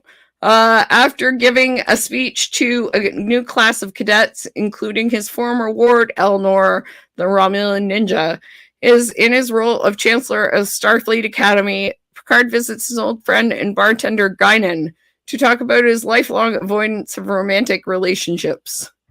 And you would laugh, but that is exactly what happens. In deep space, Captain Chris Rios and Dr. Agnes Girardi of the USS Stargazer investigate an anomaly that broadcasts a request to negotiate entry into the Federation with Picard. While escorting Soji on a diplomatic mission, which they leave out. She is on a planet. They are joined by 7 of 9 at Vigilante flying La Serena and a fleet of starships, including the USS Excelsior, which has Elnor and Picard's old first officer, Raffi Musiker, on board. When Picard arrives aboard, the ship emerges from the anomaly and transports their queen onto the Stargazer. The queen begins assimilating the entire fleet, prompting Picard to initiate the Stargazer self-destruct. After the explosion, Picard wakes up in a version of his home and is greeted by the extra-dimensional being Q, who is returned to test Picard again. I think test Picard and humanity again. So maybe Picard. This time. The test never ends. It's not the test never ends. It never ended. It's the same test. It's the same test. And it was humanity, but it feels a little more personal in the second episode. But we'll get there. Q gets angry. Yeah, I don't know what's up with that. It's very different Q. But the first episode, it's a little bit of like setting things up. Some stuff happened in between the episodes, and we're not really sure what they are. But Chris and Agnes dated, and now they don't. And 7 and Raffi dated, and now they don't. And Elnor is in Starfleet Academy. Yeah. So I think there's an implication that 7 and Raffi aren't wholly broken up. They're just sort of broken up. Like they're on a break. Yeah, that's the vibes I got from them. Yeah, there's something in the next episode about like commitment issues. So yeah, they seem to be having some sort of argument of some kind. Yeah. But everyone in this has commitment issues, apparently. Yes. Because that's what a lot of people seem to argue about. In any case, this was a really good episode. I very much enjoyed watching it, but it was a lot of setup. Not a lot happened it was just mostly to get them to the anomaly, right? I have to say, I have higher expectations of this season of Picard based off where episode 1 is, and while it feels more confident, I enjoyed episode 1, season 1 of Picard more. No, I get what you're saying. It was just because, like, when I enjoyed watching it. I enjoy it. When I think about it, but like when I read this recap and I kind of think about it, it's not a bad episode, but it's mostly let's just get everyone to where we need them to be. Yeah. It's let's catch everyone up on where they are, and then let's get everyone to where they need to be. Because it does feel a little contrived that everyone just happens to be on the Stargazer when this happens. Like the entire cast of the previous season, minus one character. Three. 7 is on La Serena, and Elnor and Raffi are on Excelsior. Right. Okay, but everyone is at that. Everyone ends up at the same place, and that's pretty contrived. Still, space is big, people. Everyone goes to the Borg, right? But the thing I did like about it is they had like this conversation in the ready room about ethically what they should do. And, you know, Seven is like, it's the fucking Borg, people. Yeah, good. We can't trust the Borg. And they're, and again, it's a very Discovery conversation where they're like, no, we have to try and be diplomatic. We can't just shoot them again. And Seven's like, never trust the fucking Borg. And go on. It's a great scene because everyone is right. Everyone is right. Everyone is right. And I think Picard even really, because Seven and Picard are all like, never trust the fucking Borg. And Picard has to try and fight that, I think. Yeah. Fight that instinct because, you know, he wants to. And I even said to Gary when Seven says she's assimilating the ship, like her line read, Jerry Ryan's line read on that is so good because it's just, she's assimilating the ship. Like, I told you so. Yeah. Like, just, I knew this would happen. I was also irritated with the delayed reaction time. Like, everyone here is dealt with the Borg. Oh, right? Yeah. They know the Borg gets up to shenanigans, so like you have to be prepared. And like when the Borg Queen like appears on their ship and sticks the tendrils into the two nearby consoles, Seven, Rios, someone should have just been like bam bam, you know, blasting those things just out of the cuff, right? Yeah. She can still go in and plug herself into the rest of the ship. There's plenty of it around. Yeah. But, you know, at least something. Yeah, no one did anything. Gary's like, someone do something. Yeah. And they're just all like standing there. And they know firing at a Borg like after the first shot is useless. So they have personal force fields. And that would have set up that would have set the second scene where she deflects back their shots. Because it could have been like, okay, you got the first shot, you were able to shoot that tentacle, you're not going to get another one. Mm-hmm. Yeah. At least it would have been something. I mean, like, I think it is frustrating to just see them not do anything. And or be completely ineffective. Yeah. I don't even necessarily mind them being ineffective. It's the Borg. Like, the Borg have always proven to be, like, the hardest thing for them to deal with because they're so adaptable. Agreed. But like you should have like a little Pyrrhic victory, right? Like, yeah, there should have been. They should have at least like been on top of their game enough to at least try, even if they failed. Yes. Or they didn't even have what I'm thinking now. I didn't think of it till now. I'm just thinking now is they didn't even have a plan about what to do if the Borg were attacking and not in trouble. Like they're just like, well, maybe they're in trouble. We should talk to them. I'm like, okay, so what are what do you do if they're not? What if it's a trap? Like, you've also gathered a small armada, right? Like, there's a fleet of ships hanging out there. They need standing orders. Yeah. No, not really. So, I mean, I didn't mind it. Also, I felt like it would have been nice to have a little more kind of like information about how people ended up where they are. Because I'm like, it really does throw you in the deep end. How is Chris Rios like a captain now? I guess he's like Picard did him a solid and was like, this guy's a good. I'm sure it's nepotism.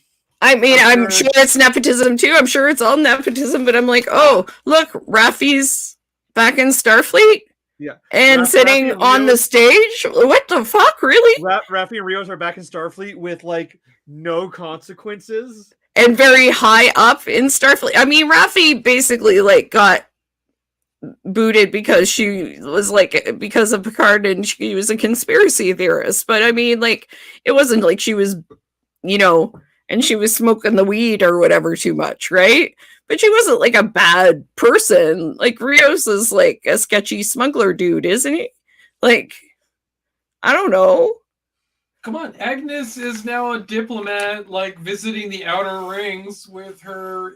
Agnes the murderer, yeah, and she's telling people, I killed people. They did at least address why she was exonerated. Which is exactly what I figured it was going to be. That was fine. Yeah, entirely. Agnes. Oh, like, for sure, but it's at the diplomatic face you put on like people meeting synthetics. Yeah, especially ones that tried to like murder everyone.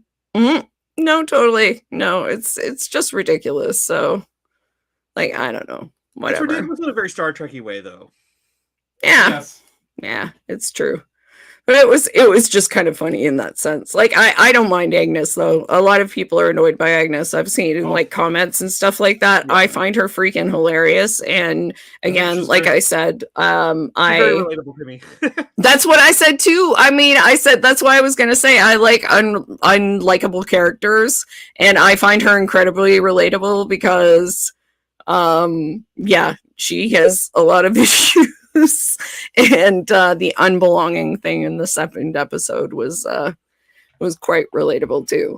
But yeah, I mean, this was mostly to get people to this alternate timeline that they end up in, which is interesting because they all die. Basically, as the point I think we skip over is Picard does initiate the self-destruct, and it's not like the self-destruct doesn't happen. It blows up. You see the ship blow up. It blows up. Everyone's dead, and then Picard like wakes up in his, Chateau Picard or whatever it is. Except it's like, like, our Earth, I guess. That's what I said when I looked. He's like, "Oh, it's terrible here, and they've destroyed this Earth." I'm like, "Oh shit, it's our Earth for sure." Then, yeah, that's where I that's what I took from it as well. This is like, oh, they're doing the this is what happens in our future as opposed to the alternate future. Because like one thing Star Trek doesn't really touch on a lot is that technically it's an alternate future. Because, like, by now the eugenics wars have happened. Oh, yeah, that's true. And we have not had eugenics war. So since we're sort of, like, moving into the second episode, I'll read the second episode synopsis real quick. It's called Penance. And Picard learns that he and his companions are in an alternate timeline where humanity has formed the xenophobic Confederation of Earth. Subtle. Systematically erasing or enslaving alien races. Picard, the Confederation's greatest military commander, has been granted the honor of executing the last Borg Queen by 7 of 9, who is Annika Hansen, president of the Confederation and married to the Magistrate, who is played by Soji's dad in real life. I didn't realize that. Yeah, John Briones is Issa Briones' dad, which I feel like has a point to that. I feel like they wouldn't have done that for no reason. Yeah, I agree. That does not sound accidental. Mm-hmm. I felt weird about that character because I was like, this character feels significant. I have no idea who the fuck he is. Well, I mean, there's a clue right there. Yeah. He's Soji's actual dad. The group reunite and learn from the Borg Queen that they can prevent the Confederation's formation by traveling to Los Angeles in 2024, which they can only do with the Queen's help. 2024, Los Angeles, home of the Bell riots in the sanctuary districts. Very interesting.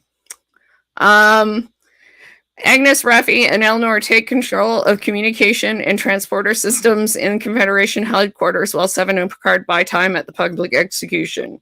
Badly and drawn out, writers. As the crowd and the Magistrate grow concerned with their stalling, the others complete their objectives, and Picard, Seven, Agnes, Raffi, Elnor, and the Queen are beamed to Rios' ship. They are preparing to initiate time travel when the Magistrate and security officers beam aboard, shoot and wound Elnor, and prepare to execute them all for treason. Yep. There we go. So, in this timeline, it's an alternate timeline, and like you were just saying, RC, they think that, like, apparently Star Trek is an alternate timeline. So, Picard and them could potentially be in all our alternate timeline. I mean, in our timeline, just in the future. I mean, we know from the promo material they're going back to 2024. Mm-hmm. For sure. From the promo material, they're going back to 2 years into our future. And they said it in this episode too, like directly. Yeah. And we've seen that they are there in the promo material too. So we know that this is what the like I was surprised that they didn't. I was like, oh, okay, this is gonna be another episode of them getting to where they need to be, and I figured that it would end with them traveling to 2024. But there was an extra complication at the end, so I was surprised to see that. I was surprised that they didn't rush through. But it was weird that like it was structurally it's weird. We had 2 episodes of like, here's where everyone is, get them all together. We split them all apart, get them all together again. Yeah, there was some issues with that for sure. One thing I'm wondering is where Soji is though. If she just doesn't exist, or if she's another synthetic somewhere out there. That's where hiring the dude who played her, who is her dad, it might be relevant. Possibly. So Gary, have you watched DS9 pretty recently? Yeah, or Yeah. Do you want to explain the whole Bell Riot situation in 2024? Oh God. I also watched I haven't finished watching DS9, but I also did watch the Bell Riots episple pretty. Okay, so there you go, RC, if you can explain it, because Gary's a little fuzzy on it right now. So the Bell Riots were LA in 2024 in the world of Star Trek, much like LA in present day reality, has a massive homeless problem. And the solution to these massive homeless problems is they start cordoning off basically ghettos. And these ghettos become like sort of largely unlivable. And I forget the detail. Some it's been about 2 years since I last watched the episode. It might be a little fuzzy. But some individuals who are forced to live in these slums, these ghettos, decide that they're not going to take it anymore. And they Gary, do you remember what building it is they take hostage? Well, is it a food depot or something? Like it was some sort of distribution? Yeah, I want to say a bank, but that sounds wrong. A bank. It was some sort of like resource place that the local government was using. And I want to say it's Gabriel Bell. That's the person's name, because I believe in DS9 he dies and Cisco has to take over. That's exactly how that played out. Yeah. And so the thing that I read said something like, because of these riots being publicized, it changed people's opinions about how people lived. Yeah, and I mean, it didn't solve the problem in and of itself, but it was a major turning point for Earth. What solved the problem of Earth's history was the Vulcans showing up. Yeah. Here I've called up a wiki on it. I'm just going to read the synopsis of it here. Early in the morning of September 1st, a fight between a guard and a dim sparked a riot, wherein the Ghost, led by the BC. Okay, maybe I'm going to read just the section on the riot, but I think I have to read all the stuff too.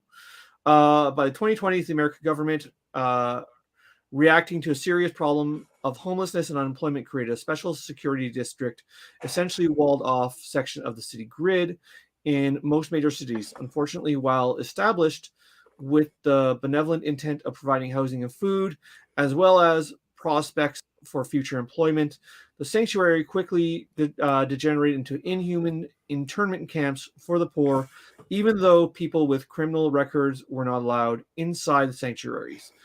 It didn't take long for the homeless and unemployed to be joined by the mentally ill and other more violent social outcasts. These groups were referred to in slang terms as the gimmies, the dims, and the ghosts.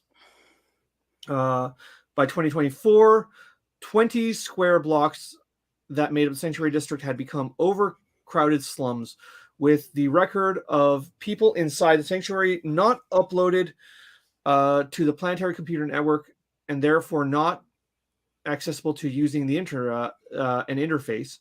The true conditions inside were unknown to the general public. The American Society believed that. So that's what it was. Is that no one had any idea what was going on inside the slums, and so what Cisco did is he uploaded like a documentary on the conditions of the slums, which made it known to the general pop what was going on. Mm-hmm. And so that started the steps on the way to creating the Federation. Well, I mean, yeah, like I said, I mean, even if you watch, because we watched First Contact over on Christmas, or New Year's, sometime around then. New Year's, yeah. Like, it really is the Vulcans showing up that is like what changes human history. But they wouldn't have shown up if humans hadn't developed enough compassion and things for people and a warp drive, basically, right? I really thought it was the warp drive that did it. It was the warp drive. So all they care about is the warp drive. They don't care if you're science. Feeding people. That's great. Well, it's because they had a first contact rule, which is if your science wasn't advanced enough, if you're not a warp-faring race, then we can't talk to you. Right, because we unduly influence you. Yes. Oh, got had it. been monitoring humanity for longer than that. Yeah. Mm-hmm. But that is what, like, it was only the warp drive that got us to step beyond just monitoring. I feel like we were under one of those like zoology warning advisements, like don't go into this area. You might anthropology. Yeah, for sure. So, yeah, this was another episode of having to bring people together, but what I kind of enjoyed was seeing where people were. I guess Anna K. Hansen, president of the Confederation, was kind of entertaining. The graphic that she looks at, she gets a briefing on, Seven gets a briefing on the war against Vulcan. The Vulcan refers to the Vulcan home world as Vulcan, and then in brackets Navarre, suggesting that Romulan and Vulcan unification took place sooner because of Earth aggression. I was going to say, them having to deal with Earth aggression makes sense that it would take place sooner. Everyone freaked out, of course, about the mention of General Sisko. And I found out just searching about that because at first I was like, well, maybe it's Jake. That would be interesting. No, it's totally going to be it's totally going to be Ben Sisko. And the interesting thing about Ben Sisko is I looked up something, and apparently Cyril Lofton said that it's not that Avery Brooks doesn't want to act. It's just that he has been more or less kind of blocked from it over the last years. Oh, interesting. Yeah, that the industry has not really been helpful to him. Well, so they blackballed him basically. They've blacklisted him in a lot of ways. Why? Do we know? He didn't really go into it and just said he hasn't been given the same opportunities, but I'm guessing he's like an outspoken black man and isn't willing to put up with a lot of bullshit from what I can tell. Like, yeah, if he pulled a Ray Fisher, like we saw what happened to Ray Fisher when Ray Fisher spoke out. Mm-hmm. So. And I mean, you don't even need to speak out publicly. So I would guess he's just not willing to put up with a lot, and good for him, really. Yeah. And the status report that she sees talks about Colonel Cristobal Rios commanding a squadron against Vulcan and their field commander Tuvok. Earth Forces commanders under the command of Lieutenant Colonel Tasha Yar holding back the Andorian Rebellion, and details on a Dominion Alliance war under the watchful leadership of General Miles O'Brien. Like I said, everything Star Trek has to be self-referential now. Mm-hmm. Like, Jesus, I missed all of that. There's also a lot of like other more. It's on the thing. Like, I didn't even see that. Like, I'm just reading it off of like trekcore.com. So credit to them for doing that. But yeah, there's all kinds of references on that. I mean, that's the sort of thing where you do want references. If it's just like a brief doc that people can like zoom in and read, that's where references I think like that really do belong. Yeah. Speaking of other references, but much creepier ones, General Picard's skull room. Holy crap! That's what's trophy room? His skull room. What the fuck, you guys? Trophy room. He hunted all those races. Yeah, the Grand Nagas with the Grand Nagas like staff. What the hell, man? How hard was that guy to kill? What the fuck? This is where we get into like how dark Picard actually is. Is that like, so I'm going to call it the Mirror Universe Picard, even though like it's technically not the Mirror Universe. It's the Mirror Universe with the mirror timeline or something. I don't know. It's just not the Mirror Universe with the serial number filed off. Like it's the Mirror Universe. Like they probably couldn't use mirror universe for continuity reasons because Earth has fallen. Like because in DS9, the other alien races like fuck Earth up. Mhm.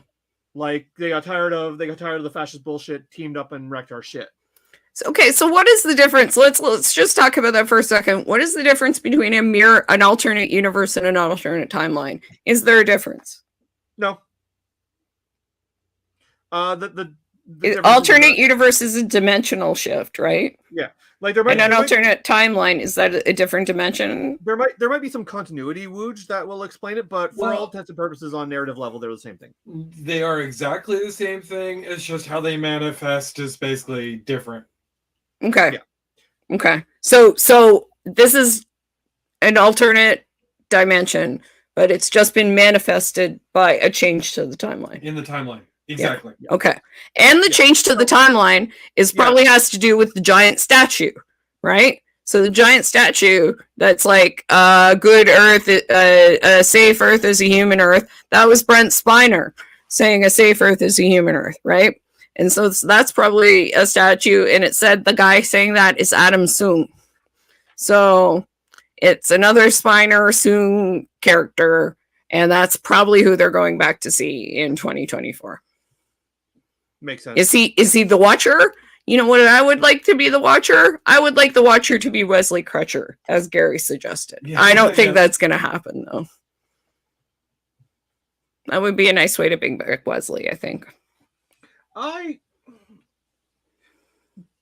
don't think Wesley's going to come back for this season. I don't. I think we'd hear about it if he was. Yeah. Like, I don't think there'd be any like secrets about This that. was just more like in a perfect world with the writing could be like. Yeah. Okay. Yeah, but yeah. So Q is a lot of Q's malevolence is really in that trophy room scene, and then later on when he actually smacks Picard around. Yeah. And people, I read a few people saying that like, oh, like there's no indication for Picard to say Q is sick.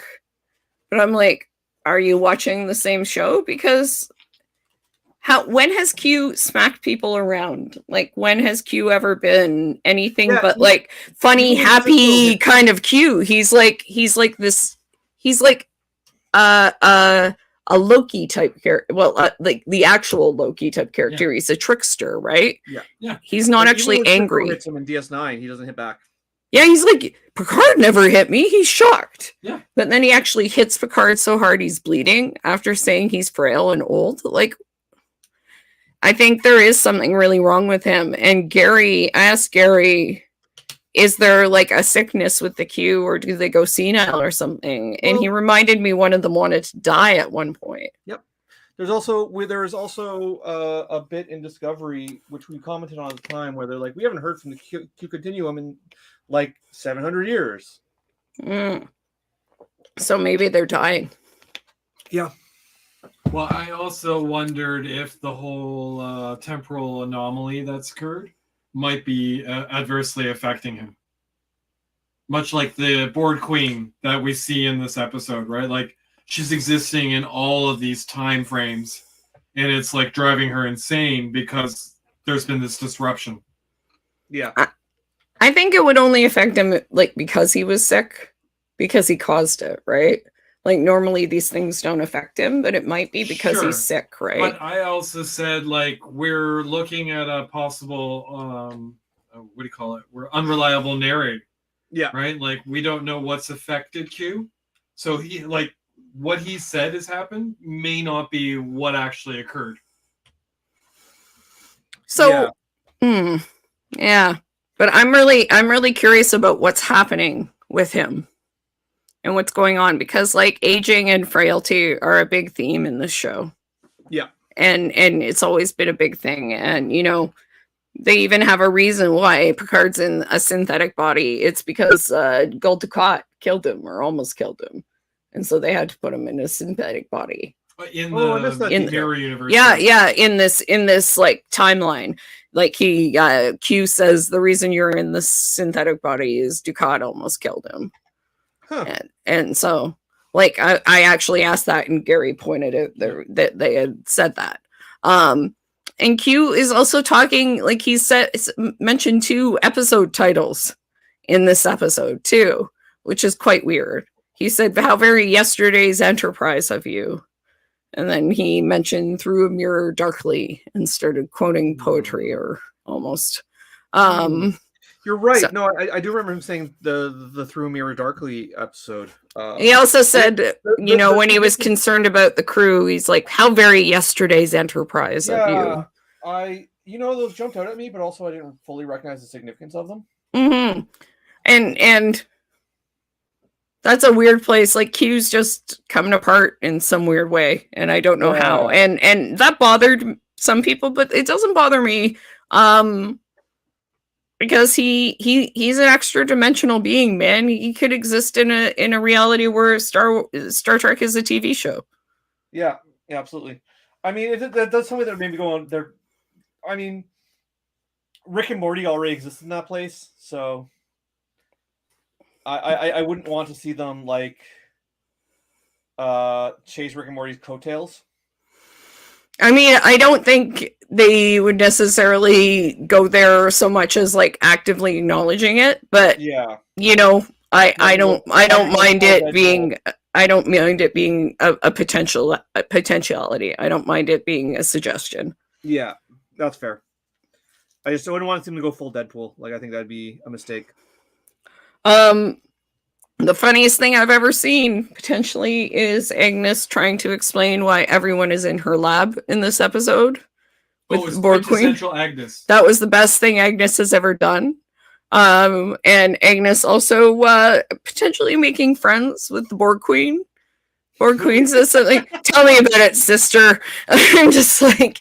And honestly, like, the Borg Queen stole the episode for me. And the Borg Queen calling her out and being like, "This is familiar for you, this sense of unbelonging." I'm like, yeah, well, we all know what that's like, Borg Queen. Shut the fuck up, okay? Right? And that's what I was saying to Gary. I'm like, that's why I like Agnes so much, is like they just like the word vomit, and like, not feeling like you fit in anywhere, and being awkward, and having inappropriate arguments at the worst time possible. I'm like, people are like, "This is why is she arguing with Chris about their relationship at a bad time?" And I'm like, because that's what happens. Sorry? I said, I would hang up on you if it wouldn't kill us all. Yeah, I know, exactly. And I'm like, because that's what happens. That's what happens. You don't want to be fighting at Epcot in the front of like a whole busload of people, but that's what happens. You have a fight at Epcot, you're crying, and people are like, "This is awkward, we're just going to walk by you because this is Disney World." But there you go. That's what happens, Yeah. It's just funny, and I really liked her, and the explanation was great, and like the expression on the magistrate's face was so good, because I'm like, oh, okay, so I guess she just does this across all timelines. This is just Agnes. She's just always like this.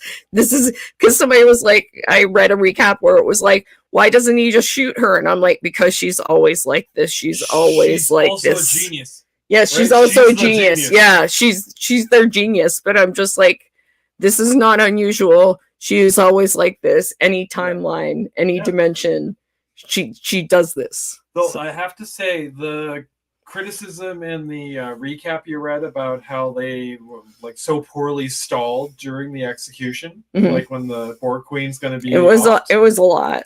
I honestly feel like they should have had Picard pontificating. Yeah, right? Where was his... Yeah, he was like, where was his speech? He was supposed to have a speech. Yeah. "I will now vanquish our enemy." And he could just go on, and finally people would be like, "What's happening? Like, why is he killing her?" Then, we get to this stage, right? But like, just standing there with his gun drawn. Yeah, like, no. Because he does that elsewhere in the episode too. Like, he gives a big fascist speech elsewhere in the episode. Yes. So it's like, perfectly, why isn't he doing it here? This is the place. Yeah, he was watching the recording of himself doing it. Yeah. And they said he had a speech. His assistant was like, "I have your speech ready." He could have given a speech. What the hell? So we were trying to figure out too about Spot, what was the spot number? Whatever the number 43. of spot 42, 42? 43. 43? Does that mean like is he Spot? Like how many spots were there? Was there a Spot? Is it Data's Spot? I'm so confused about Spot, but I enjoy Spot. And that's Patton Oswalt, which Gary calls it right away. Voicing Spot 43. So I'm the cartoon cat. I was like, what are you talking about? I don't understand. Like Meow. I'm Cartoon cat. Girardi's cartoon cat. Girardi's cartoon cat Spot is Patton Oswalt. And I don't know what's going to go on with that cat, but obviously it's going to be important. Shenanigans. Yeah, Meow. Like, there's going to be like that cat's going to have to hack something or something. No, the cat is going to hack something to help the master. Oh yeah, right? absolutely. Absolutely. That cat is also freaking adorable. Or the magistrate's going to be like, haha, I'm going to stop this thing. And the cat's going to be like, mm-mm. Like, I'm your best friend. Meow. Meow. I don't know what is going on. That was the weirdest thing. But I quite enjoyed it. Also, Raffi is just apparently completely comfortable whatever she gets dropped into. She's just a rock star. I don't know how she does it, but she's just like she's whom you want on your side in a crisis. I think so, because she just got dropped into her thing and she's like, all right, I'm the chief of police. Oh, look, they're gonna kill Elnor. Boom, boom, boom. Come with me. Come on, she's like perfect candidate for Section 31. She really is. She really is. I think she's a little honest, but yeah, maybe. But that was pretty unbelievable. That was pretty impressive. Yeah, but out of this episode, I was really shocked they were chanting blood. Haven't heard that since I went to medieval times for my birthday. It's true. Blood. I know that from the Max. There's a shark man in the Max who chants blood whenever he tries to kill someone. Oh, that's hilarious. And yeah, the other thing I was interested in is Rios' ship was La Serena again. Yeah, I thought that was odd too. I guess they just didn't want to reuse the set, or they didn't want to build the set. Probably, but I was just like, huh, is that his ship? Oh, shit. That was the other thing I wanted to mention. Yeah, no, I'm going to wrap it up after this, but one more thing that I wanted to mention was Emmett. Yeah. Yeah, Seven merged all of the holograms in the prime timeline. In the prime timeline. Yeah. So they're all Emmett now. Which I'm a bit disappointed by. I was too, because I was like, I said, Seven, weren't you there for Tuvix? Come on. Aren't they people like the doctor? And Gary said the doctor taught her how to like be socialize. Aren't they distinct people? Come on. Well, and then also when they go into the alternate timeline, Rios like is calling into the ship like he's expecting Emmett or any of the other holograms to be around. Yeah, I think Rios is going to be very disappointed in Seven that she merged them. But I was very surprised that she was like, I just merged all the holograms. I'm like, what the hell, Seven? I think also Rios is going to be concerned if he meets whoever the hologram is in the alternate timeline. Oh yeah, Gary thinks Emmett in the alternate timeline is scary. I wonder if Santiago Cabrera just did not want to play like 20 characters again. I don't blame him. I don't know. They were really fun. They were great though. Their characterizations, they were like different people. They were really fun. And they were different people. That's why I was a little surprised that she was like, I just merged them. And it was like a throwaway line, especially after how many people are mad at Janeway about Tuvix. Like, holy shit. Yeah. I mean, I'm firmly like on the Janeway killed Tuvix camp. I am firmly on that camp. I will argue the ethics of that till like I'm blue in the face. Mm-hmm. But most people, there was a like I saw a poll on this. Most people think Janeway did the right thing.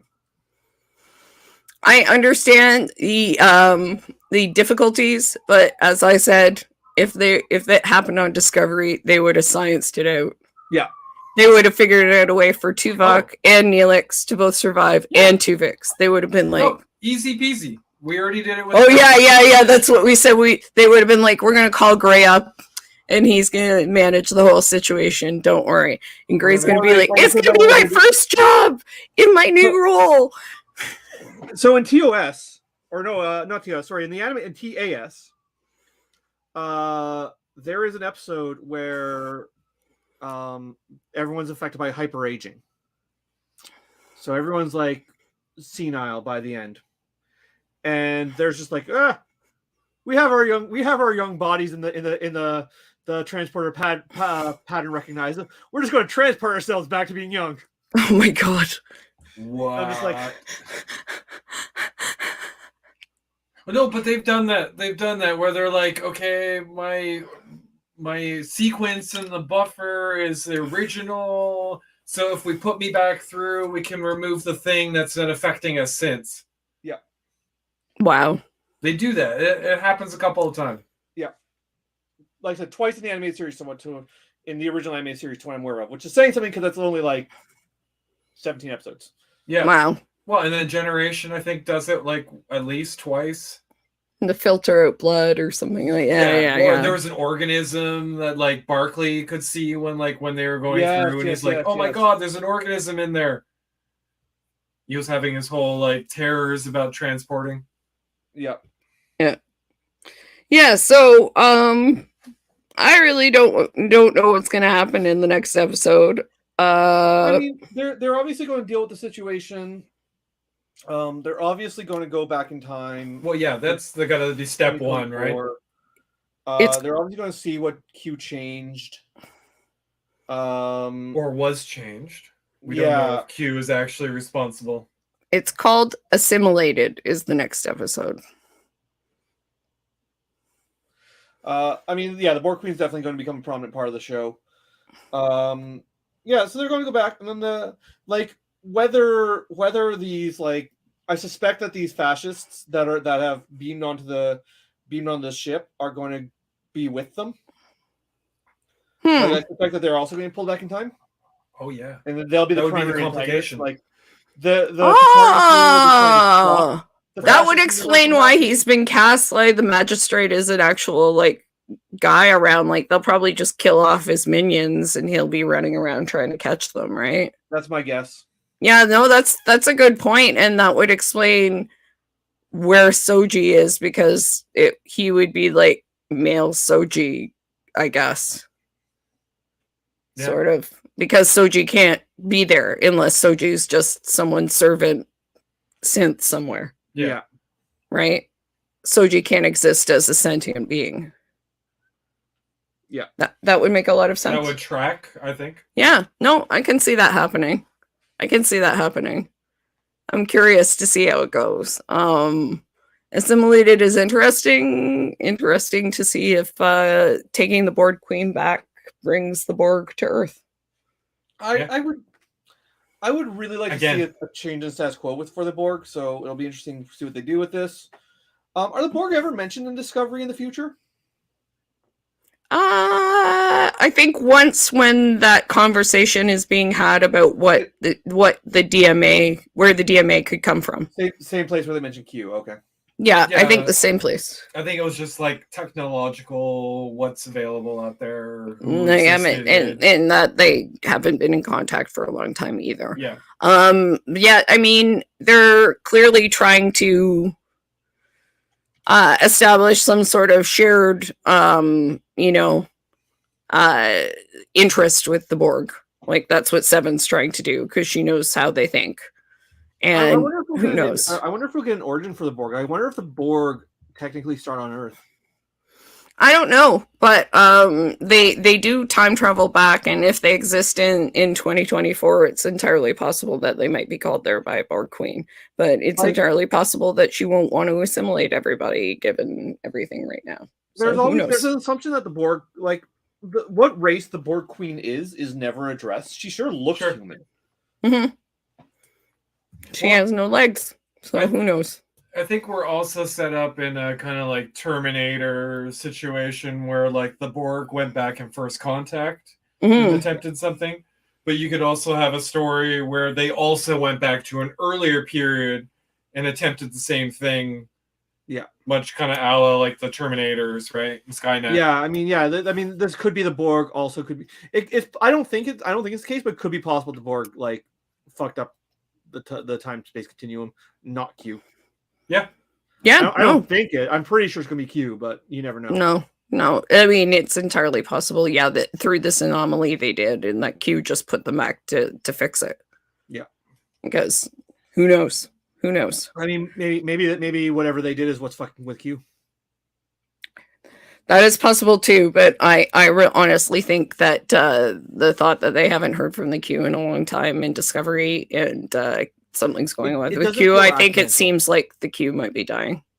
Yeah, it doesn't like that line in Discovery doesn't feel accidental. Like no, nothing feels accidental about a lot of that stuff. Yeah, I instantly pulled him like, okay, that sounds like Picard foreshadowing.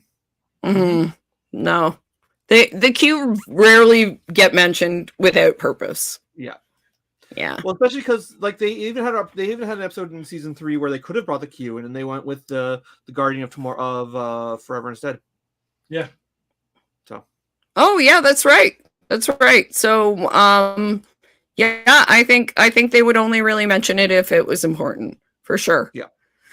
So next week in the next week we have we've got the finale of Discovery. We've got another episode of Picard, and the week after that we have another episode of Picard, so we can be back in 2 weeks. And then there's also a preview out there for Strange New Worlds at the moment, and that starts May 4th. Yep. So another Star Trek show. We're just gonna keep rolling with. Are they trying to hijack Star Wars Day? Oh yeah, I mean the 4th. Yeah, they are actually. They are hijacking Star Wars Day. That's hilarious. So when does Picard? So if it's May 4th, when's Picard due to end? Picard due to end. When is Picard ending? I'm not sure. What happened there?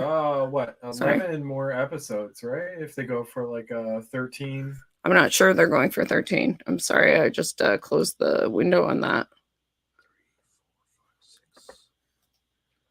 Hang on 1 second. So yeah, it looks like we're going to get this. It looks like we're going to get crossover between Picard and Strange New Worlds as well. If I'm doing my math right. You're likely right. There's so much Star Trek to cram in. Yeah. Well, like I said, there's like 2 other rumored shows. Yeah. Picard is 10 episodes. Okay. Oh, it's only 10? It looks like it's only 10 episodes this season. So we're at 2. So 1, 2, 3, 4, 5, 6, 7, 8, 9. No, it doesn't look like they're going to cross over. Looks like it's going to be immediately into one or the other then. Picard is going to end, and immediately the first week there will be Strange New Worlds. Yeah, I'll double check that later, but it looks like it's only listed for 10 right now. And it will be 10 episodes through May 5th.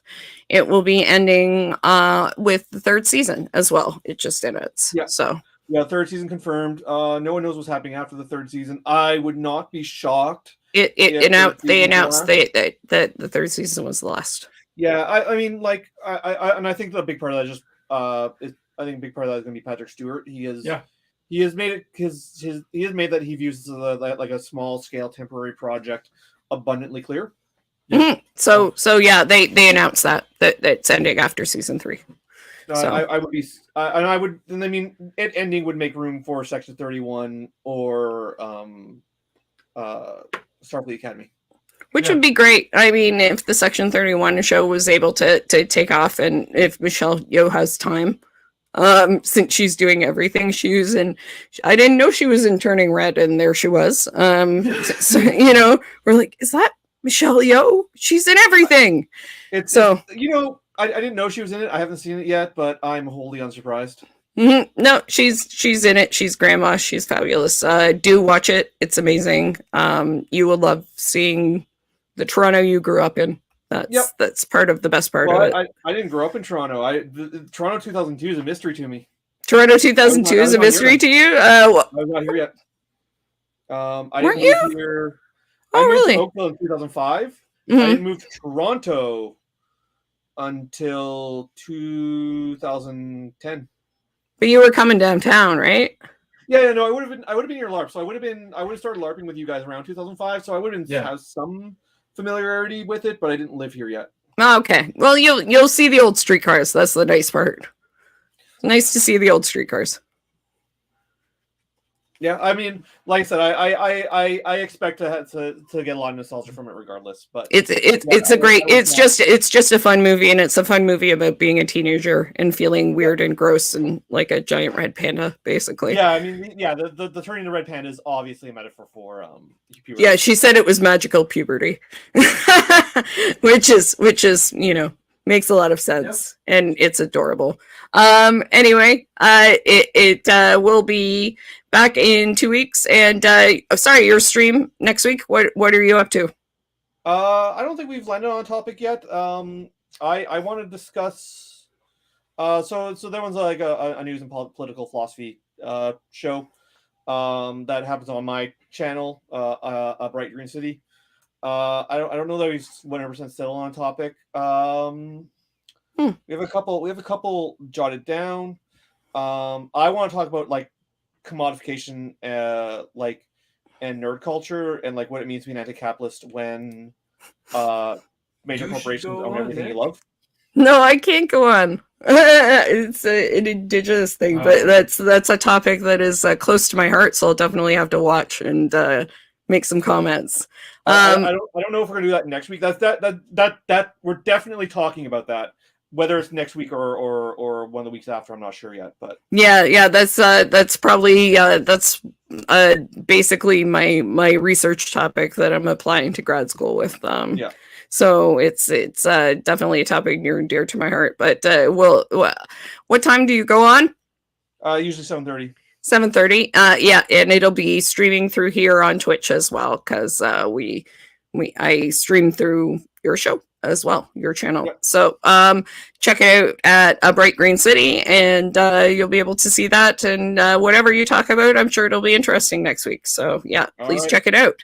And yeah, in 2 weeks we'll be back to chat finale of Discovery in the next 2 episodes of Picard. God knows what's going to happen. Hopefully not more skull rooms. How about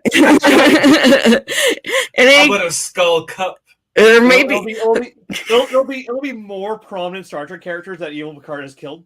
Gary was like, he wants Jake to be drinking out of Nog's skull or something like that. I'm like, Gary, you're just terrible. You're a terrible person. Well, I will point out, Picard, I think, did kill Sarek, like on the fucking stairs of the Academy, right? Yeah, Academy. In front of his wife and Spock. Yes, he did.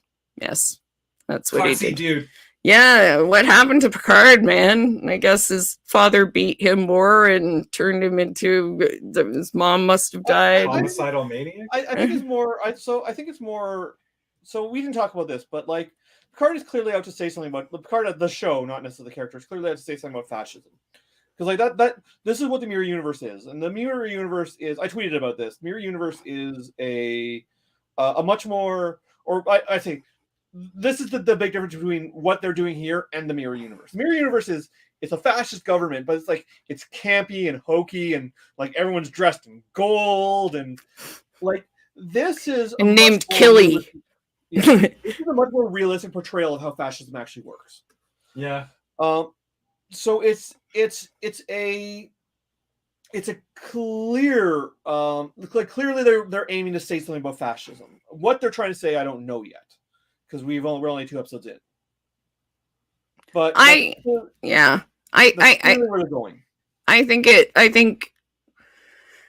should be interesting. We'll see. I mean, I don't have total confidence, but I have some confidence in this show, not to totally screw it up. I mean, I just want to see where they're going with it. I'm curious. I want to know what. I don't think like this imagery is not accidental. They're clearly trying to say something. I just don't know. 100%, 100%. Yeah, I just we'll have to see how simplistic that message is. Fascism is bad is probably clear. We'll see how much further it goes than that. I mean, Star Trek has always been anti-fascist. Just how much farther they take it than that, it will be. If they have anything else to say beyond that. Yeah. I'm hoping, from what it seems like, that it only takes a few changes for you to change your path. Because, like, taking the great Jean-Luc Picard and making him into a monster is, a big deal. But we'll see. The idea that, like, growing up in a fascist environment can take great people and make them fascists is a fine statement. Like, I don't like that there's an examination material reality in there. I don't I'm fine with it. Like, I don't like the idea of if you took Picard, raised him in a fascist militaristic culture, and you got a fascist militarist fanatic, that's a statement in of itself, and a statement I happen to agree with. I think there might be more to it too, with choices as well too, because of just the whole Penance thing and a few other things like that. But yeah, I think that's fair as well. We'll see, but like so far, my reading is that Picard is a product of his environment. Yeah, I hope it doesn't stop there. That's all I'm saying. I hope it doesn't stop there. Episode series, so I'm hoping it doesn't end at that. But I mean, that is fine. But I just don't. I'm hoping that isn't the whole of the analysis. Is what my hope is as well. But again, we'll see, and we'll see. I'm sure we'll have a much broader picture in a couple of weeks. Yeah, so thank you so much. Tune in to A Bright Green City in a week, and tune back in 2 weeks here, and we'll talk to you soon about more Trek. All right. Have a good one. Thanks for watching. Live wrong and expire. Bye.